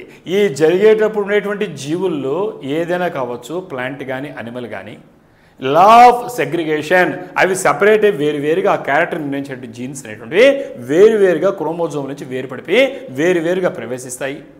మళ్ళీ ఎట్ ద టైమ్ ఆఫ్ అది ఫార్మేషన్ ఆఫ్ జైగోట్, ఫెర్టిలైజేషన్ అంటే రెండు డీ కొట్టుకొని ఆ స్పెర్మోవోము కలిసేటప్పుడు ఒక జీవి ఏర్పడేటప్పుడు మళ్ళీ మనకు ఆ ఆఫ్గా అయిపోయిన క్రోమోజోమ్స్ కలవడం వల్ల వేరు మళ్ళీ తిరిగి కొత్త క్యారెక్టర్స్ రావడం జరుగుతుంది. ఓకేనా? ఈ రూల్ మీకు అర్థమైంది అనుకుంటా. Next law of independent assortment. Law of segregation తర్వాత రెండో రూల్ ప్రతిపాదించాడు ఆయన. దాన్ని మనం ఏమంటున్నామంటే ఇండిపెండెంట్ అసార్ట్మెంట్. అవును, ఈ అంతా కలుసుకొని ఫ్రెండ్స్ లాగా అంతా కలిసి చేస్తాయి ఒకే రూమ్లో. ఇప్పుడు మీ క్లాసులో విడగొట్టేటప్పుడు ఇంటర్మీడియట్లో ఒకరిని ఎంపీసీ ఒక బైపీసీ ఉంటారు, నేను పోను ఏడుస్తుంటారు. ఒకరు ఏ సెక్షన్ మీ ఇద్దరు ఫ్రెండ్స్ సార్ అంటాం. అలా ఉంటాయా? ఇండిపెండెంట్గా వెళ్ళిపోతాయి మీలా ఆయన ఉంటాయా? లేదు సార్ మంచి ఫ్రెండ్స్ సార్ అంటారు కదా మీరు. అలా కుదరదేట. ఇవి లా ఆఫ్ ఇండిపెండెంట్ అసార్ట్మెంట్, స్వతంత్రంగా వేరుగా వెళ్ళిపోతాయని చెప్పాడు. స్వతంత్ర వ్యూహన సిద్ధాంతం అంటాడు.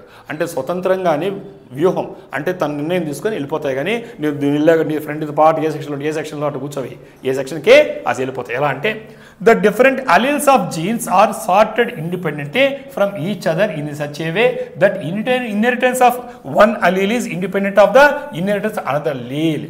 ఎట్లా ఉంటాయంటే ఉదాహరణకి ఇవి రెండు జతగా ఉన్నాయి ఇంతకుముందు. ఆ జతగా వేరుపడేటప్పుడు దీంట్లోకి రావాలి, అలీలని రావి, సపరేట్గా వెళ్ళిపోతున్నాయి ఇండిపెండెంట్గా.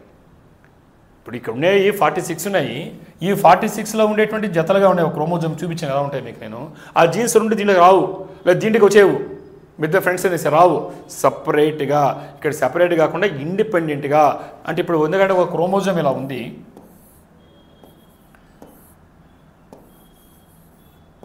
ఇక్కడ క్రోమోజోమ్ ఎలా ఉంది, ఇక్కడ అలీల్స్ ఉన్నాయి. ఇదేమో ఇక్కడ మనకి సపరేట్ అయిపోయినాయి. ఈ సపరేట్ అయినట్టు ఈ క్రోమోజోమ్తో పాటుగా ఇక్కడ వేరేగా ఉంది, ఇక్కడ వేరేగా ఉంది. ఇప్పుడు దీంతో పాటు ఇది రావాలని రూల్ ఏం లేదు. అర్థమైందమ్మా? ఇక్కడ మీకు ఈ క్రోమోజోమ్ సెపరేట్ అయిన ఫస్ట్ పార్ట్లో చెప్పాను నేను. సెకండ్ పార్ట్లో ఏం చెప్తున్నామంటే ఇక్కడ ఉండేటువంటి సపోజ్ ఈ క్రోమోజోమ్ పైన ఉండేటువంటి జీన్స్ చాలా ఉన్నాయి. ఈ క్యారెక్టర్ రూల్ ఏం రా. ఉదాహరణకి ఒక రౌండ్గా ఉండే సీడ్ ఉంది, రౌండ్గా ఉండే సీడ్ ఉంది, రింకులుగా ఉండే ఉంది. రౌండ్కి రింకులు అని తెలుసు కదా, గుండ్రంగా ఉండే సీది బఠానీని లేదు ముడతలుగా ఉండేది. ఈ రెండు వేరు వెళ్ళిపోయింది ఫస్ట్ రూల్. సరే, ఇంకో క్యారెక్టర్ అదేవిధంగా కలర్ చెప్తున్నా. ఒకటేమో ఎల్లో ఉంది, ఒకటేమో గ్రీన్ ఉంది. అక్కడ రౌండ్ అనేది డామినెంట్ క్యారెక్టరు, ముడతలు పడిపోవడం అనేది రింకిల్ అనేది డ్రెస్ అంటే కనబడదు నెక్స్ట్ జనరేషన్లో. అలాగనే మనకి ఎల్లో గ్రీన్ అనుకోండి, ఎల్లో గ్రీన్, ఎల్లో అనేది డామినెంట్, గ్రీన్ అనేది డ్రెస్ అంటే ఎల్లోనే కనిపిస్తాయి, నెక్స్ట్ గ్రీన్ తర్వాత కనిపించాయి. మరి ఇప్పుడు మనము ఫస్ట్ రూల్ అర్థమైంది. ఏం చెప్పాడు ఫస్ట్ రూల్లో? Law of segregation. ఈ వెళ్ళేటప్పుడు వేరు వెళ్ళిపోతాయి. అంటే రౌండ్ వేరే దానికి వెళ్ళిపోయింది, రింకులు వేరే వెళ్ళిపోయింది. అలాగే ఎల్లో వేరే దానికి వెళ్ళిపోయింది, గ్రీన్ వేరే వెళ్ళిపోయింది. బాగానే ఉంది సార్. మేము చూసినప్పుడు మాకు ఉండేటువంటి దాంట్లో బఠానీలు ఎలా ఉన్నాయంటే, ఇదేమో ఉదాహరణకి ఇక్కడ నేను డయాగ్రామ్ కలర్స్ ఇస్తున్నాను, మీకు ఈజీగా అర్థమవుతుంది. ఇక్కడ ఎల్లో ఉంది, ఇక్కడ వచ్చేకలకి గ్రీన్ ఉంది. అలాగే ఇక్కడ చూడండి, ఇదేమో రౌండ్గా ఉంది, ఇదేమో రింకులుగా ఉంది. రెండు క్యారెక్టర్ తీసుకున్నాను అక్కడ నేను. అర్థమైందమ్మా? రెండు. ఒకటేమో షేప్ తీసుకున్నాను, షేప్ ఎలా ఉంది, ఇది రౌండ్గా ఉంది, ఇదేమో ముడతలు పడిపోయినది. ఇది ఎలా ఉంది, ఇది కలర్ తీసుకున్నాం మళ్ళా. రెండు వేరు క్యారెక్టర్స్. ఒకటేమో కలర్ ఏమో షేపు, ఒక బఠానీ గింజ తీసుకుంటే షేప్ ఏ షేప్లో ఉంది, రౌండ్గా గుండ్రంగా ఉందా, రింకిల్ ముడతలు పడుతుందో తీసుకున్నాను, వేరే లెటర్స్ పెట్టారు కలర్స్. రెండోది వచ్చేకాలకి ఇంకో క్యారెక్టర్ తీసుకున్నా, ఏంటిది కలర్ ఆఫ్ ద సీడ్. ఆ బఠానీ గింజ ఏ రంగులో ఉంది, ఎల్లోగా ఉందా గ్రీన్గా ఉందని. సో ఫస్ట్ ఏం చెప్తున్నాను, లా of segregation. Law of segregation separate అయిపోవడం. ఈ సెపరేట్ అయ్యేటప్పుడు ఈ రౌండ్ వేరే రింగ్ ఇప్పుడు కలిసినాయి, రౌండే కనిపించింది బయటికి డామినెంట్ కాబట్టి. కానీ సెపరేట్ అయిపోయినప్పుడు వేరు దాంట్లోకి వెళ్ళిపోయినాయి. ఈ రౌండ్తో పాటు రాలా, ఇప్పుడు జతలుగా ఉన్నాయి. కానీ మన at the time of formation of egg or sperm ఆ రెండు స్పెర్మ్ కానీ ఓవం ఏర్పడేటప్పుడు ఈ రౌండ్ వేరే దాంట్లో రింకులు వేరే దాంట్లో ఏర్పడినాయి. అలాగే కలర్కి సంబంధించి ఎల్లో దాంట్లో వేరేగా ఉంది, ఇక్కడ ఉండేటువంటి గ్రీన్ వేరే గెలిపినాయి. అయితే సెకండ్ రూల్ ఏం చెప్తుందంటే ఇండిపెండెంట్ అసార్ట్మెంట్. ఉదాహరణకి ఇప్పుడు రౌండ్ ఇక్కడ ఎల్లో అది ఉండేది, ఈ రెండు ఒకే దాంట్లో పోలా, అలా పోవాలి రూల్ ఏంలా. ఈ రౌండ్ పోయేసి ఎల్లో దీంట్లో ఒకే దాంట్లోకి వస్తాయని అనుకో అవసరంలే. ఈ రౌండ్ వేరే దాంట్లో పోవచ్చు, ఎల్లో దాంట్లో పోవచ్చు. అర్థమైంది ఇప్పుడు మీకు రెండో రూలు. ఇంతకుముందు అర్థమైంది రౌండ్ రింకులని, ఎల్లో గ్రీన్ వేరే అర్థమైంది. ఇప్పుడు ఈ రెండు కూడా ఒకే దాంట్లో పోవాలని రూల్ లేదు. ఇండిపెండెంట్గా ప్రతి జీన్ ఇండిపెండెంట్గా యాక్ట్ చేస్తుంది. అంతేగాని రౌండ్గా ఉండే గింజలన్నీ ఎల్లోగా ఉండాలి రూల్ ఏం లేదు, గ్రీన్గా ఉండేటందుకు ముడతలు పడాలని రూల్ ఏం లేదు. ఆ క్యారెక్టర్ సంబంధించి కలర్ సంబంధించి అది ఇండిపెండెంట్గా స్వతంత్రంగా వ్యూహం పంచుతుంది. అంటే ఇండిపెండెంట్గా అసార్ట్ అవుతున్నాయి అని చెప్పాడు. అర్థమైంది రెండో rule. Third rule law of dominance. Law of dominance. The presence of two alleles, only the dominant form of the allele is expressed. మరి ఆ విధంగా వచ్చినప్పుడు ఏది కనిపిస్తుందో అని చెప్పినట్టుగా ఏదైతే డామినెంట్గా ఉంటుందో, అల్లీల్ అంటే పేరు జంట అని చెప్పాను. ఈ జంటలో ఒక ప్రతి క్యారెక్టర్కి మనకు రెండు ఉంటే ఆ రెండులో ఒకటి డామినెంట్ ఉంటుంది, ఒకటి రెసివ్. డామినెంట్ రెసివ్ అంటే ఏం లేదు, ఈ రెండు కలిసిన తర్వాత నెక్స్ట్ ఏర్పడినటువంటి జనరేషన్లో కనబడితే దాన్ని డామినెంట్ అంటాం. ఒక క్యారెక్టర్ తీసుకొని అది కలర్ కావచ్చు, షేప్ ఆఫ్ ద సీడ్ కావచ్చు, నీ నోస్ షేప్ కావచ్చు, నేషనల్ బ్రిడ్జ్ కావచ్చు, హెయిర్ కలర్ కావచ్చు, నువ్వు టాల్నెస్ కావచ్చు, నీ బాడీలో ఉండి ఏ క్యారెక్టర్ అయినా కావచ్చు, లోపల ఉండేది ఇంటర్నల్గా ఎక్స్టర్నల్ కానీ. దీన్ని నిర్ణయించేటువంటి జీన్స్ అని జంటల్గా ఉంటాయి, మమ్మీ దగ్గర నుంచి డాడీ దగ్గర నుంచి. అర్థం కదా. ఈ క్యారెక్టర్స్ తిరిగి నెక్స్ట్ జనరేషన్ కనబడాలి కదా, అలా కనబడితే డామినెంట్, కనబడకపోతే నెక్స్ట్ ఎక్కడో స్కిప్ అయి వచ్చింది కాబట్టి దాన్ని రెసిసివ్ అంటారు. అర్థమమ్మా. రెండు కనబడితే ఆ క్యారెక్టర్స్ డామినెంట్ అంటున్నాము, కనబడకుండా ఆ క్యారెక్టర్ కనబడదానేమో రెసిసివ్ అన్నాం. ఇది మనకు ఎవరు చెప్పారమ్మా? మెండల్. సో దీన్ని ఏమన్నామంటే 3 fundamental laws of inheritance. Mendel సూత్రాలు అనే పేరుతో, మెండల్ ప్రాథమిక సూత్రాలు, ఫండమెంటల్ లాస్ అనే పేరుతో మనం పిలుస్తాం. అంటే అడిగిన క్వశ్చన్ ఏంటి? మెండిలియన్ ట్రేట్స్ అడిగాడు, మెండిలియన్ ట్రేట్స్ చెప్పేస్తాను. అర్థమైంది కాబట్టి మీకు. ఇప్పుడు నాన్ మెండిలియన్ గురించి చూద్దాం. మరి what is non Mendelian traits? Mendel సూత్రాలు అర్థమైపోయినాయి. సార్ నాన్ మెండిలియన్స్ అంటే ఏంటి? ఈ పాటించిపోతావే కదా. If they don't follow the rules of Mendel, automatically they are called as non-Mendel. అంతేనా కదా. If they follow the rules framed by Mendel like this, ఇప్పుడు చెప్పాం కదా. సో మనకి లా ఆఫ్ మనకు ఇండిపెండెంట్ అసార్ట్మెంట్ కానీ, లా ఆఫ్ సెగ్రిగేషన్ కానీ, ఇలాంటి లా ఆఫ్ డామినెన్స్ కానీ, ఇలాంటి సూత్రాలు మెండల్ చెప్పినటువంటి ప్రిన్సిపల్స్ని, లాస్ని ఫాలో అవుతే మెండల్ ట్రేట్స్ అన్నాను. ఫాలో కాకపోతే if they don't follow then they are called as non-Mendelian traits. The traits which don't follow the Mendelian inheritance follow the non-Mendelian inheritance. కాబట్టి ఏ ట్రైట్స్ అయితే, ఏ లక్షణాలు అయితే మెండల్ లాస్ని ఫాలో కాకుండా ఉంటే దాన్ని నాన్ మెండిల్ అన్నారు. అంటే అడిగిన క్వశ్చన్లో మనకి క్లియర్గా ట్రైట్స్ అంటే తెలిసింది, మెండల్ లాస్ తెలిసిపోయింది, నాన్ మెండల్ లాస్ చెప్తున్నాం. Typically the genes with multiple alleles are inherited in non Mendelian patterns. మనం టిపికల్గా చెప్పాలంటే, ఎగ్జాంపుల్ చెప్పాలంటే జీన్స్ విత్ మల్టిపుల్ అలీల్స్. మామూలు అలీల్ అంటే అని చెప్పాను 2. అలీల్ అంటే 2 మీనింగ్ జంట, దాని తెలుగులో యుగ్మనం, జంట అని ఒకటే. అలా కాకుండా మల్టిపుల్ అంటే మినీ, అనేకమైన అలీల్స్ కలిసి ఆ ఒక దాన్ని నిర్ణయిస్తున్నాను. ఇంకొకటి ఏమవుతుంది? మెండల్ లాస్ కాదు కదా. మెండల్ చెప్పి జంటే చెప్పాడు ఆయన, ఒక డామినెంట్, ఒక రెసిసివ్ అనే పేరుతో ఉంటాయని. అలా కాకుండా ఏవైతే ఒక క్యారెక్టర్ని ఒక జతగా కాకుండా అనేకమైన జతలు నిర్ణయిస్తుంటే మల్టిపుల్ అలీల్స్ అన్నాడు. ఏమన్నాడు? Multiple alleles. దాన్ని నాన్ మెండిలియన్ అనే పేరుతో పిలుస్తున్నాం. Multiple alleles don't show the true dominance or recessiveness. కాబట్టి మల్టిపుల్ అలీల్స్ ఇప్పుడు కూడా ఇంతకుముందు చెప్పినట్టుగా అవి డామినెంట్ కానీ రెసివ్ కానీ follow. The phenotype of the offspring highly depends on the environment. కాబట్టి మనకు కనబడే దాంట్లో, ముఖ్యంగా ఉండే దాంట్లో ఈ ఎన్విరాన్మెంట్, ఈ పరిసరాల ఆధారంగా కనిపిస్తాయి.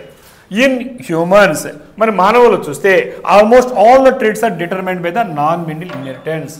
హ్యూమన్స్లో మిగతా వాటికి తేడా ఏంటంటే మళ్ళీ కనిపించే క్యారెక్టర్స్ ఆల్మోస్ట్ ఎలా ఉంటాయంటే మెండల్ ట్రేట్స్ కాకుండా నాన్ మెండిల్ ట్రేట్సే కనిపిస్తాయి.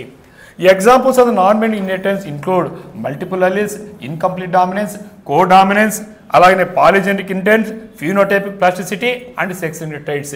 ఇలాంటి పేరుతో ఈ నాన్ మెండిల్ ట్రైట్స్ ఏవైతే హ్యూమన్స్ ఉన్నాయో ఇలా కనబడతాయి.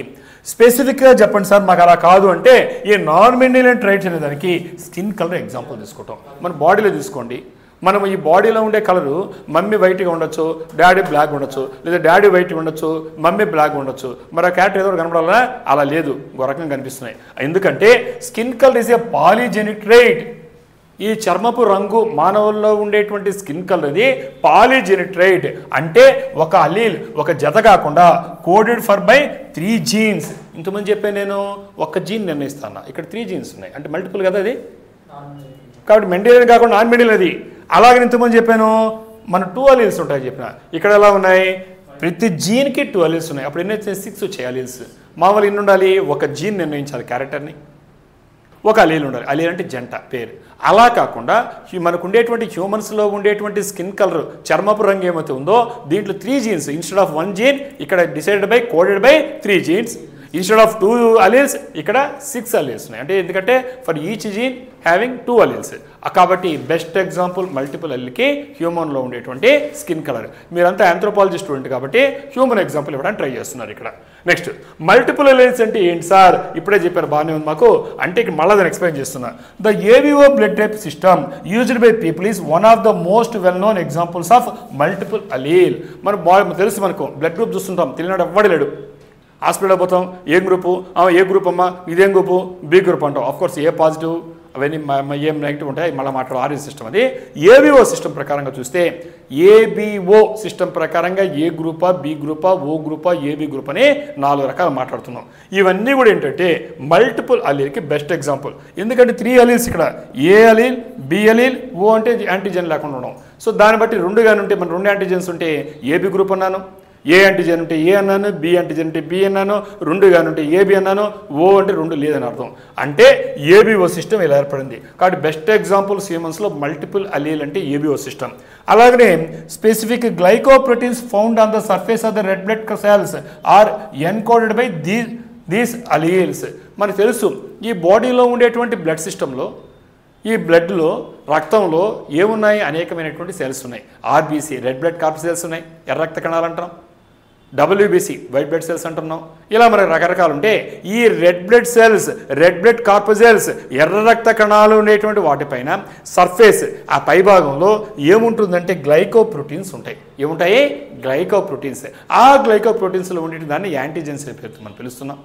ఆ గ్లైకోప్రోటీన్స్ ఏ గ్రూపు, ఏ రకమైన చెందితే ఏ అనేసి, ఏ యాంటీజెన్ ఉంది కాబట్టి, గ్లైకోప్రోటీన్ కాబట్టి. బి గానుంటే B glycoprotein, B group antigen అంటున్నాను, బి గ్రూప్ అంటున్నాను. ఆ 2 కూడా ఉండిపోయాయంటే ఏబి గ్రూప్ అంటున్నాను, 2 లేకపోతే ఓ గ్రూప్ అంటున్నాను. అప్పుడు మల్టిపుల్ అలీల్కి ఎగ్జాంపుల్ కాదు చెప్పండి. మామూలు ఎన్ని ఉండాలి మనకి? ఏదో ఒకటే ఉండాలి. కాబట్టి అనేకం చేస్తున్నాయి, కాబట్టి దీని బెస్ట్ ఎగ్జాంపుల్ ఉంటాయి. అలాగే ఇంకొక ఎగ్జాంపుల్ చెప్పంటే ఐ కలర్. మన ఐ కలర్ చూసుకోండి, ఈ లోపల ఉండేటువంటి ఐరిస్ కలర్, ఈ కంటి పాప అంటాం, ఈ కన్నుగుడ్డు లోపల ఉండే కంటి కనుక ఆ పాపను బట్టి బ్లాక్ ఐస్ ఉన్నాయి, ఈ బ్రౌన్ ఐస్ ఉన్నాయి, ఈ తేనె రంగులో ఉన్నాయి, ఇలా చెప్తుంటా కదా. అంటే ఎస్, ఇవి కూడా అలాగని హెయిర్ కలర్ చూడండి, ఏ కలర్ అని చెప్తాం? మీకు సొమటోస్కోపీ ఉంటుంది ఆంథ్రోపాలజీలో, అక్కడ క్లియర్గా ఎన్ని రకాల ప్రపంచంలో అన్ని దాన్ని కూడా వర్గీకరణ చేసి చెప్తాం మనం. ఎన్ని రకాల కలర్లు కానించి, షేపులు కానించి అన్నీ మాట్లాడతాం మనం. సో కాబట్టి ఇవన్నీ కూడా మల్టిపుల్ అలీల్స్కి ఎగ్జాంపుల్స్. ఏబిఓ సిస్టమ్ కావచ్చు, అలాగనే మనం చెప్పినటువంటి ఐ కలర్ కావచ్చు, హెయిర్ కలర్ కావచ్చు, ఇవన్నీ కూడా మల్టిపుల్ దానికి ఎగ్జాంపుల్స్. అంటే ఇక్కడ మనం ఏం రాస్తున్నామంటే ఇవన్నీ కూడా నాన్ మెండిలియన్ ఇన్హెరిటెన్స్కి ఎగ్జాంపుల్స్. మెండల్ చూసాం, ఇంతకుముందు మెండల్ లాస్ చూసాం, లా ఆఫ్ సెగ్రిగేషన్ కానీ, లా ఆఫ్ ఇండిపెండెంట్ అసార్ట్మెంట్ కానీ, సో అలాగనే డామినెంట్ అంటే రిసీవ్ ఉండేటువంటి కానీ, ఇవన్నీ కూడా మెండల్ చెప్పినటువంటి లాస్. ఇవన్నీ జనరల్గా అన్ని ఫాలో అయ్యాయి. కానీ హ్యూమన్స్లో ఉండే వాటిలో ఏవైతే మెండల్ లాస్ని ఫాలో కాకుండా ఉన్నాయో అవి నాన్ మెండిలియన్ ఇన్హెరిటెన్స్. అడిగిన క్వశ్చన్ ఏంటి? డిమాండ్ చేసింది ఎగ్జామ్ యూపీఎస్సీలో మెండిలియన్ ట్రేట్స్ అన్నాడు, నాన్ మెండిలియన్ ట్రేట్స్ అన్నాడు. అంటే ఇక్కడ ఆల్మోస్ట్ అయిపోయింది, ఇంట్రడక్షన్ చెప్పేశాను.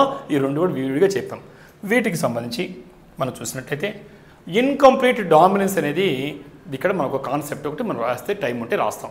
ఇన్కంప్లీట్ డామినెన్స్ అంటే ఇన్కంప్లీట్ డామినెన్స్ అన్నా, దీన్నే పార్షియల్ డామినెన్స్ అన్నా, సెమీ డామినెన్స్ అన్నా, ఇంటర్మీడియట్ ఇన్హెరిటెన్స్ అన్నా, ఇవన్నీ ఒకటమ్మా. ఎగ్జామినేషన్లో ఎక్కడైనా సైన్స్ బిట్స్ వస్తే మీకు ఇలాంటి పదాలు దొరికితే కాన్సెప్ట్ తెలిస్తే రాయగలుగుతారు. కాబట్టి ఇక్కడ మనం ఇన్కంప్లీట్ డామినెన్స్, ఇంతకుముందు డామినెన్స్ గురించి చెప్పాను, రెసివ్ గురించి చెప్పిన, ఇప్పుడు కొత్త వర్డ్ వాడుతున్నాం, ఇన్కంప్లీట్ డామినెన్స్ అనే పదం వాడుతున్నా. ఈ ఇన్కంప్లీట్ డామినెన్స్ ఏమని పిలుస్తారు? పార్షియల్. ఇన్కంప్లీట్ అంటే పూర్తి కాదు ఉంటాయి కదా, సో పార్షియల్ డామినెన్స్ అంటాం. సెమీ డామినెన్స్ పూర్తి కాదు, సెమీ డామినెన్స్ అంటున్నాను. ఇంటర్మీడియట్ డామినెన్స్ మధ్య రకంగా ఉందంటాను. ఇవన్నీ ఒకటే. Involves the formation of third phenotypic traits. ఉంటే ఇలా ఉండాలి లేదా అలా ఉండాలి. ఇక రెండు కాకుండా మధ్యలో ఉండేటువంటి థర్డ్ టైప్ ఫినోటైప్ వస్తుంది అనమాట. ఒక రెడ్ ఉండాలి లేదంటే వైట్ ఉండాలి. రెడ్ వైట్ కాకుండా పింక్ వచ్చింది అనుకోండి థర్డ్ టైప్ కదా ఫినోటైప్. నీకు ఫినోటైప్ అంటే ఏంటి? ఫిజికల్ అపీరెన్స్, బాహ్య రూపం, బయటికి ఏం కనిపిస్తాయి. జీనోటైప్ అంటే ఏంటి? జన్యు రూపం, కంటికి కనబడేటువంటి. సో మనం మామూలుగా ఇంతకుముందు చెప్పినట్టుగా మెండల్ చెప్పినట్టుగా ఏముండాలి నీకు? ఉంటే నీకు డామినెంట్ ఉండాలి, రేస్ ఉండాలి, ఏదో దాన్ని తొక్కేస్తుంది నెక్స్ట్ జనరేషన్లో. అలా కాకుండా ఇక్కడేం జరుగుతుందంటే ఇక్కడ ఫార్మేషన్ ఆఫ్ థర్డ్ ఫినోటైప్. అరే పేరెంట్లో మమ్మీ దగ్గర లేదు, డాడీ దగ్గర లేదు, కొత్త రకం క్యారెక్టర్ కనిపిస్తుంది అన్నమాట నీకు. మనం చెప్పింది మెండల్ ఏం చెప్పాడు? నీకు ఒక క్యారెక్టర్ కనిపిస్తుందా, ఏ క్యారెక్టర్ నెక్స్ట్ జనరేషన్లో కనిపిస్తుంది దాన్ని డామినెంట్ అంటాడు. కనబడకుండా నెక్స్ట్ స్కిప్ అయ్యి నెక్స్ట్ మళ్ళీ వాటికి కలిపినాం అనుకో, నెక్స్ట్ వస్తే దాన్ని రిసీవ్ అనే పేరుతో పిలిచాడు, కనబడకుండా వచ్చిందని. కానీ ఇక్కడ ఏం జరుగుతుంది? ఈ రెండు కాకుండా మూడో రకమైన క్యారెక్టర్ వచ్చింది. కాబట్టి మూడో రకమైన క్యారెక్టర్ ఎగ్జాంపుల్ ఇప్పుడు ఎక్స్ప్లెయిన్ చేయబోతున్నాను. ఇక్కడ చూసుకోండి, incomplete dominant best example. Due to the combination of parents alleles అంటే ఆ రెండు కలిసిపోయినాయి. అసలు ఎన్ని మనం చూస్తున్నాం కానీ మీ దగ్గర కానీ పెయింట్ కానీ ఉంటే మీరు రెడ్ పెయింట్ వైట్ పెయింట్ తీసుకుంటే రెండు కలిపితే ఏమవుతాయి? పింక్ కలర్ వస్తుంది, అంతే కదా? చూశారు కదా? మీరు ఎప్పుడైనా మేము పెయింటింగ్ వేసి అలవాటుగా ఉంటే మీ దగ్గర రెడ్ పెయింట్ ఉంది, వైట్ పెయింట్ ఉంది, రెండు బస్ ఎట్టి కొట్టారనుకోండి పింక్ వస్తుంది. అలా జరుగుతుందన్నమాట. సో కాబట్టి ఇక్కడ incomplete dominance heterozygous individual contains a phenotype of a between the dominant and the recessive phenotype. Phenotype అంటే ఏం చెప్పాను? బాహ్య రూపము, ఫిజికల్ అపిరెన్స్, బయటికి కనబడే రూపాన్ని నేనేం చెప్పాను? ఫినోటైప్ అన్న. జీనోటైప్ అంటే ఏం చెప్పాను? కనబడకుండా మనకు నెక్స్ట్ తర్వాత స్కిప్ అయి వస్తాం, దాన్ని రెసిసివ్ అన్నాం, ఇది జన్యు రూపం అంటున్నాం. ఇక్కడ ఏం చెప్తున్నాడు అంటే ఇక్కడ హాఫ్ ఏ ఉందన్నమాట ఫిజికల్ దాంట్లో. హెటెరోజైగస్ ఇండివిడ్యువల్ అంటే తను ఎట్లా ఉంటాడంటే మధ్యలో అటు కాకుండా ఇటు కాకుండా హెటెరోజైగస్. హోమోజైగస్ అంటే ఒకే రకంగా ఉంటే హోమోజైగస్, వేరువేరుగా ఉంటే హెటెరోజైగస్.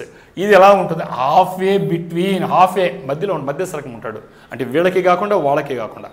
సో ఇలా ఉంటుంది. ఎగ్జాంపుల్ చూస్తే ఇక్కడ ముందు ఆయన చెప్పిందని చెప్పేసి హ్యూమన్ ఎగ్జాంపుల్ మళ్ళీ ఇస్తాం. ఇక్కడ చూసుకోండి, మీకు ఇక్కడ రెడ్ ఫ్లవర్ ఉంది, ఇక్కడేమో వైట్ ఫ్లవర్ ఉంది, ఇక్కడ వైట్ ఫ్లవర్ ఉంది. ఈ రెండు కాంబినేషన్ కానీ లోపల ఎలా ఉంటాయి? రెడ్ అంటే ఏముండాలి? ఇది రెడ్ అంటే ఏంటి? ఫిజికల్ టైప్, బయటకు కనిపిస్తుంది, ఫిజికల్ అపియరెన్స్. దాన్ని ఏమంటామో? ఫీనోటైప్. ఏమంటామో? ఫీనోటైప్. మరి ఇక్కడ వైట్ ఉంది, దీన్ని ఎలా చూపిస్తున్నామంటే ఆర్ఆర్ జన్యు రూపం ఎలా చూపించామో లోపల రెండు కూడా మమ్మీ దగ్గర నుంచి కానీ డాడీ దగ్గర నుంచి కానీ రెండు కూడా ఈ ఆర్ఆర్ అంటే 2-3 తరాలు మనం కానీ ఎక్స్పెరిమెంట్ చేస్తూ వస్తే అలాగనే వస్తే ఇది జన్యు రూపంగా ప్యూర్ అనుకుంటాం. ఈ ప్యూర్గా ఉండేటువంటి రెడ్గా ఉంటే దాని లోపల మమ్మీ దగ్గర నుంచి వచ్చిన క్యారెక్టరు, డాడీ దగ్గర వచ్చే క్యారెక్టర్ అంటే మేల్ కానీ ఫిమేల్ కానీ ఒకే రంగం డిసైడ్ అయినాం. ఈ ఫ్లవర్లో ఎలా ఉంది? రెడ్గా ఉంది. 2-3 తరాలు చేస్తాం, దాంట్లో కలుపుతా ఉంటే ప్రాబ్లమ్స్ అవే వస్తాయి అనమాట. ఇలా రెడ్ వచ్చింది, అప్పుడు జన్యు రూపం ఏంటి? ఆర్ఆర్, క్యాపిటల్ ఆర్ వచ్చింది. ఇంకో దాంట్లో వైట్ ఉంది, దాన్ని ఏ రంగుతో చూపించామో అక్కడ రెడ్కి ఆర్ తీసుకున్నాం, ఇక్కడ వైట్ దాన్ని కూడా అలా నమ్ముకొని స్మాల్ ఆర్ అన్నాం, అంటే ఇది రెసిసివ్ క్యారెక్టర్ అని. ఇప్పుడు ఆ రెండింటికి మనం క్రాస్ చేసాం. క్రాస్ చేస్తే నెక్స్ట్ వచ్చిన దాంట్లో ఏం రావాలి? ఇది డామినెంట్ కాబట్టి ఈ క్యారెక్టర్ రావాలి, ఇది కనబడదు. తర్వాత వాటి కలిపితే నెక్స్ట్ వచ్చి 1/4 వచ్చి వైట్ రావాలి, ఇవి రావాలి. ఇది మెండల్ చెప్పింది. కానీ ఇక్కడ చూస్తూ ఉంటే ఎలా వచ్చింది? పింక్ కలర్ వచ్చింది. ఏ రావాలి? యాక్చువల్గా రెడ్ రావాలి, అంతే కదా? మెండల్ చెప్పిన సూత్రం ప్రకారంగా డామినెంట్ క్యారెక్టర్ కనిపిస్తుంది, దాన్ని డామినెంట్ అన్నాం. సో ఇది ప్యూర్ అందులో కలిపింది. 2-3 ఎక్స్పెరిమెంట్ చేసినాం, 2-3 జనరేషన్లు చేసి ఆ ఫ్లవర్స్ ఎరుకున్న రెడ్ అని. ఈ 2-3 ఎక్స్పెరిమెంట్ చేస్తే ఇది ప్యూర్, లోపల ఇంకేం లేదు, అన్నీ ప్యూర్గా వైటే ఉన్నాయి లోపల జెనెటికల్ అని తెలుసుకున్నాను నేను. వాటికి క్రాస్ చేసా. ఇప్పుడు అన్నీ చేసిన కలిపినప్పుడు ఏం రావాలి? నాకు అన్ని రెడ్ ఫ్లవర్స్ రావాలి నెక్స్ట్ జనరేషన్లో. రాలా. ఇక్కడ ఏమొచ్చినాయి? నాకు పింక్ ఫ్లవర్ వచ్చినాయి. పింక్ ఫ్లవర్ అంటే అర్థం ఏమని? ఈ డామినెంట్ పూర్తి చేసి తొక్కేయాలి. ఈ కలర్ ఏ కలరు? రెడ్ కలర్, వైట్ కలర్ని సప్రెస్ చేయాలి. కానీ సప్రెస్ చేయకుండా సగమే చేసింది, అంటే దాన్నే మనం ఏమన్నాము? హాఫ్ అండ్ మధ్యస్థం అనమాట. అంటే కొంచెం వరకు డామినేట్ పూర్తిగా డామినేట్ చేయాలి. దాన్నే మనం ఏమన్నామంటే partial dominate, incomplete dominate, semi dominance, intermediate inheritance అన్న ఇన్ని రకాల పేర్లతో ఒకటే. అర్థమే కదా? రైట్. మరి ఇలాగ చూసినప్పుడు ఈ తరంలో ఉండేటి పింక్ ఫ్లవర్ తీసుకుంటే దీంట్లో ఇలాంటి పింక్ ఫ్లవర్ తీసుకున్నా నెక్స్ట్ జనరేషన్లో. ఇదేమో parent generation, next generation F2 అంటే మనకి దాని తర్వాత జనరేషన్ పిల్లల జనరేషన్ తీసుకున్నా. ఇలాంటి పింక్ ఫ్లవర్కి ఇంకో పింక్ ఫ్లవర్కి క్రాస్ చేసి ఏమొచ్చినాయి? అవి లోపల ఏంటంటే క్యాపిటల్ ఆర్ స్మాల్ ఆర్ ఉంది కాబట్టి, అంటే డామినెంట్ రెస్ 2 జీన్స్ ఉన్నాయి కాబట్టి, ఇక్కడ డామినెంట్ రెస్ 2 ఉన్నాయి కాబట్టి ఈ 2 కలిపి ఎలా వచ్చాయంటే ఈ రెండు క్యాపిటల్ ఆర్ కలిస్తే రెడ్ వచ్చింది. అలాగే మనకి స్మాల్ ఆర్ వైట్ వచ్చింది 1/4. మిగతా 2 కూడా 50% ఏమొచ్చాయంటే పింక్ కలర్ వచ్చాయి. ఇది జెనెటిక్స్లో మీరు చదువుకుంటారు. మరి దీన్ని మనం హ్యూమన్ ఎగ్జాంపుల్స్కి ఎగ్జామినేషన్లో అప్లై చేసి చూద్దాం. Crossing of parents with straight and curly hair. ఇప్పుడు మనం చూసుకోండి, పేరెంట్స్ కొంతమంది ఇప్పుడు చెప్పినట్టుగా స్ట్రైట్ హెయిర్ ఉంటుంది, కొంతమందికి కర్లీ హెయిర్ ఉంటుంది. ఈ రెండుకి మధ్య క్రాస్ జరిగింది.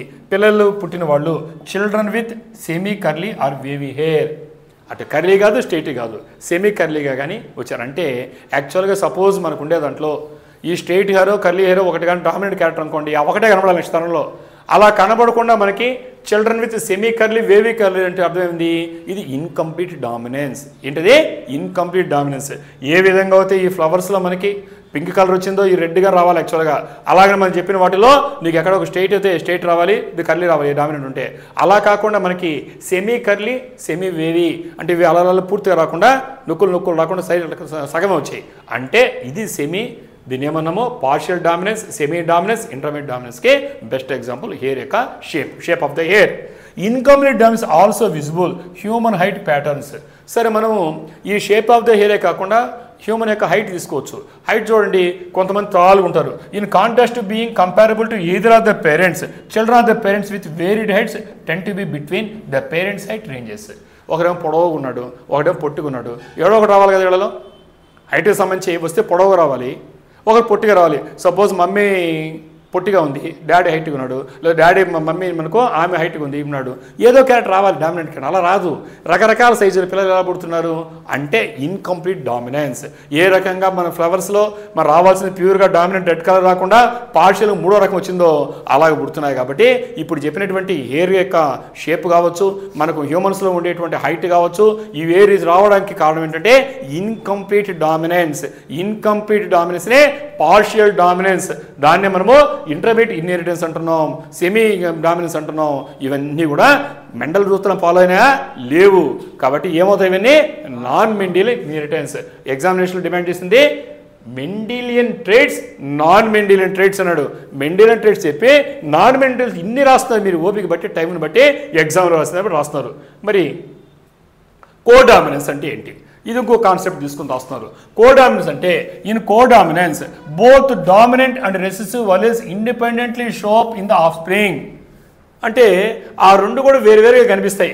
ఎలా అంటే as a result of codominance roan cattle both red and white hair on the skin.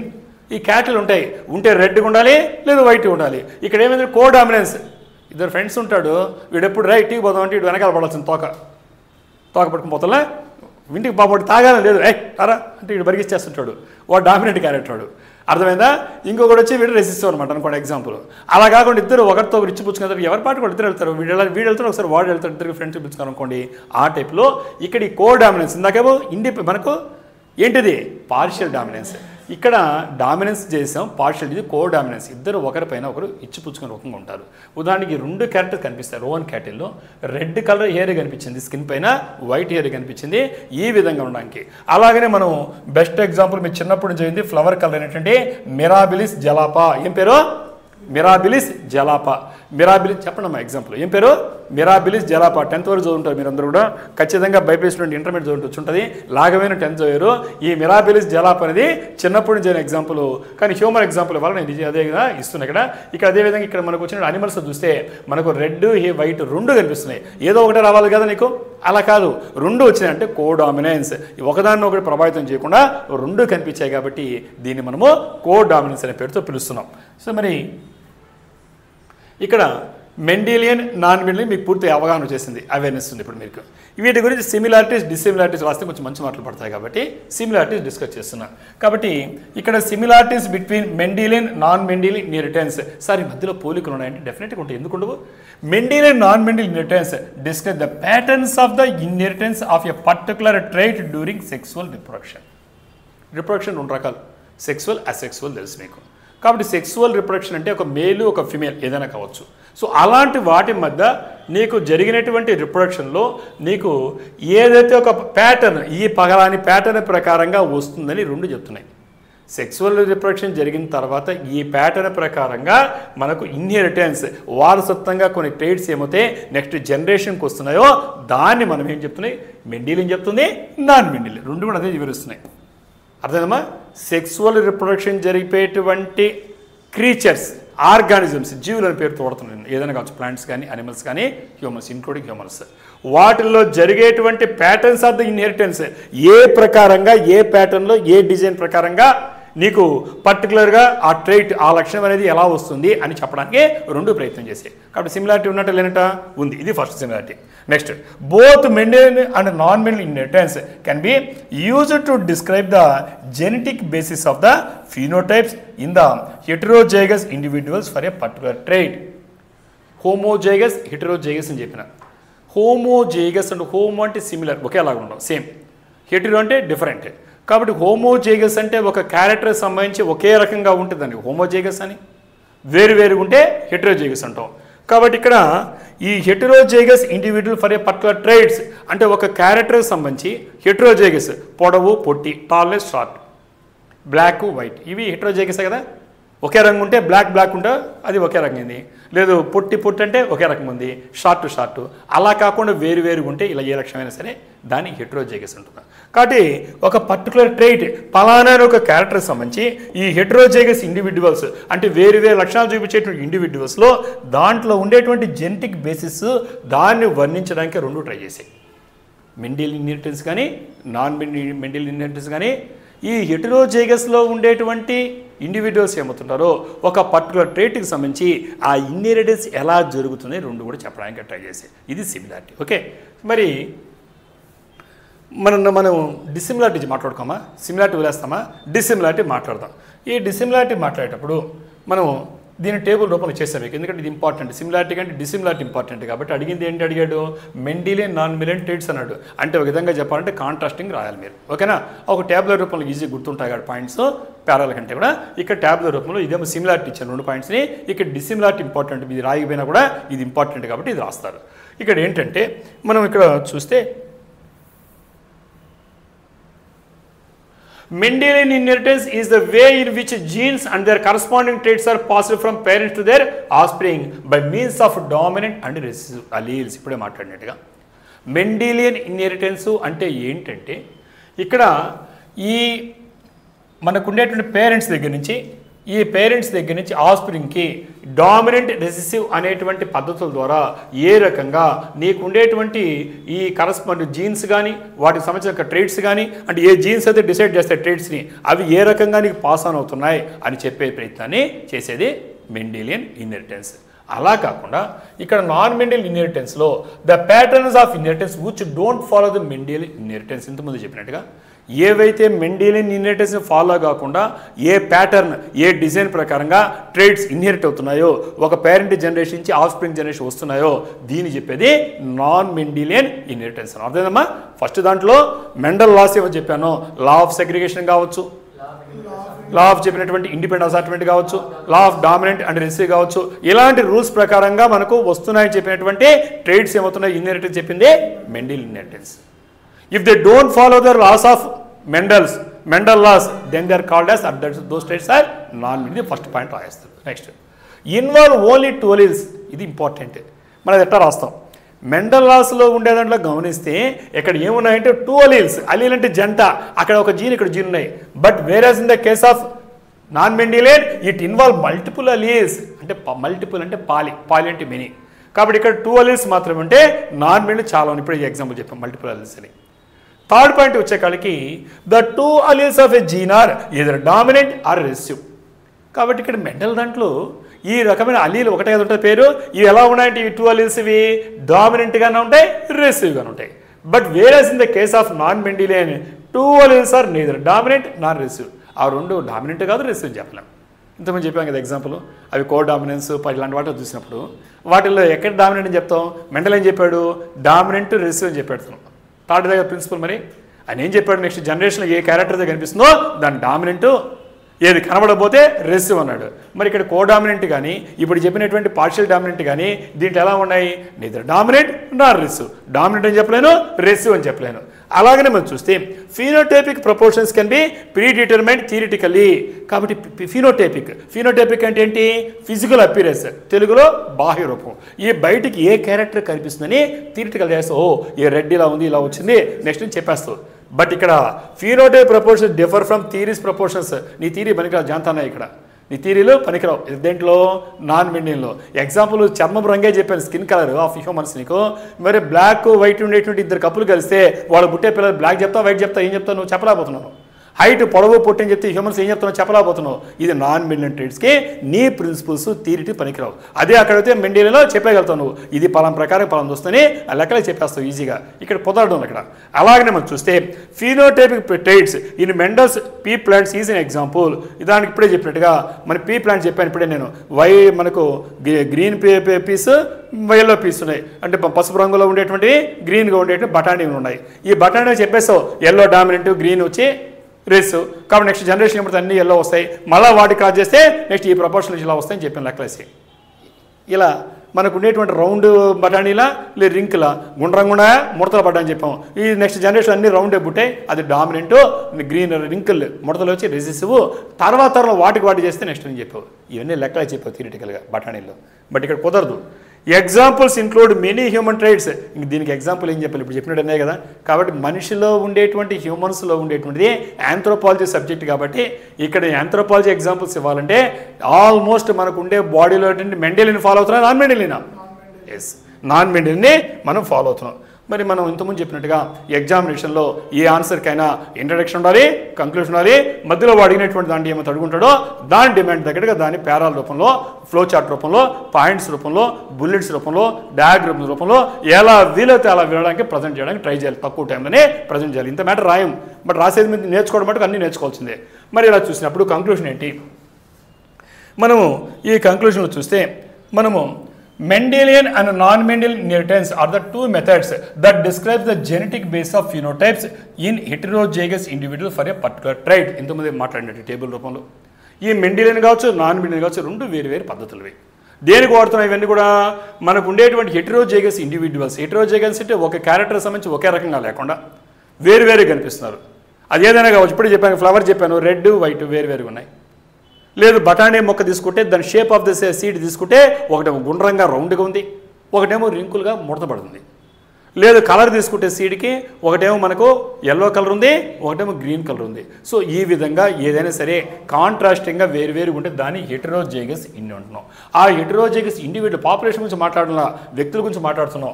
Particular trait పలానా లక్షణానికి సంబంధించి, పర్టికులర్ ట్రైట్కి సంబంధించి, స్పెసిఫిక్ ట్రైట్కి సంబంధించి హెటరోజైగస్ వేరుగా ఉండేటువంటి వాటికి సంబంధించి జెనెటిక్ బేసిస్ ఆఫ్ ఫినోటైప్.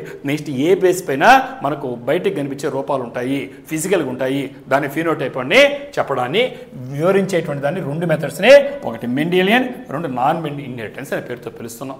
మరి Mendelian inheritance describes inheritance of phenotypes determined by only 2 alleles. మనం యాజ్ డిస్కస్ ఇంత మనకు ఉండే ఫస్ట్ వరకు చెప్పినట్టుగా ఇక్కడ ఈ మెండెలియన్ ఇన్హెరిటెన్స్ అనేటువంటి ఏం చేస్తుందంటే ఓన్లీ 2 alleles దాంతో మాత్రమే డిసైడ్ కాబడతా ఉండే ఇన్హెరిటెన్స్ అనుకుంటే ఫినోటైప్స్.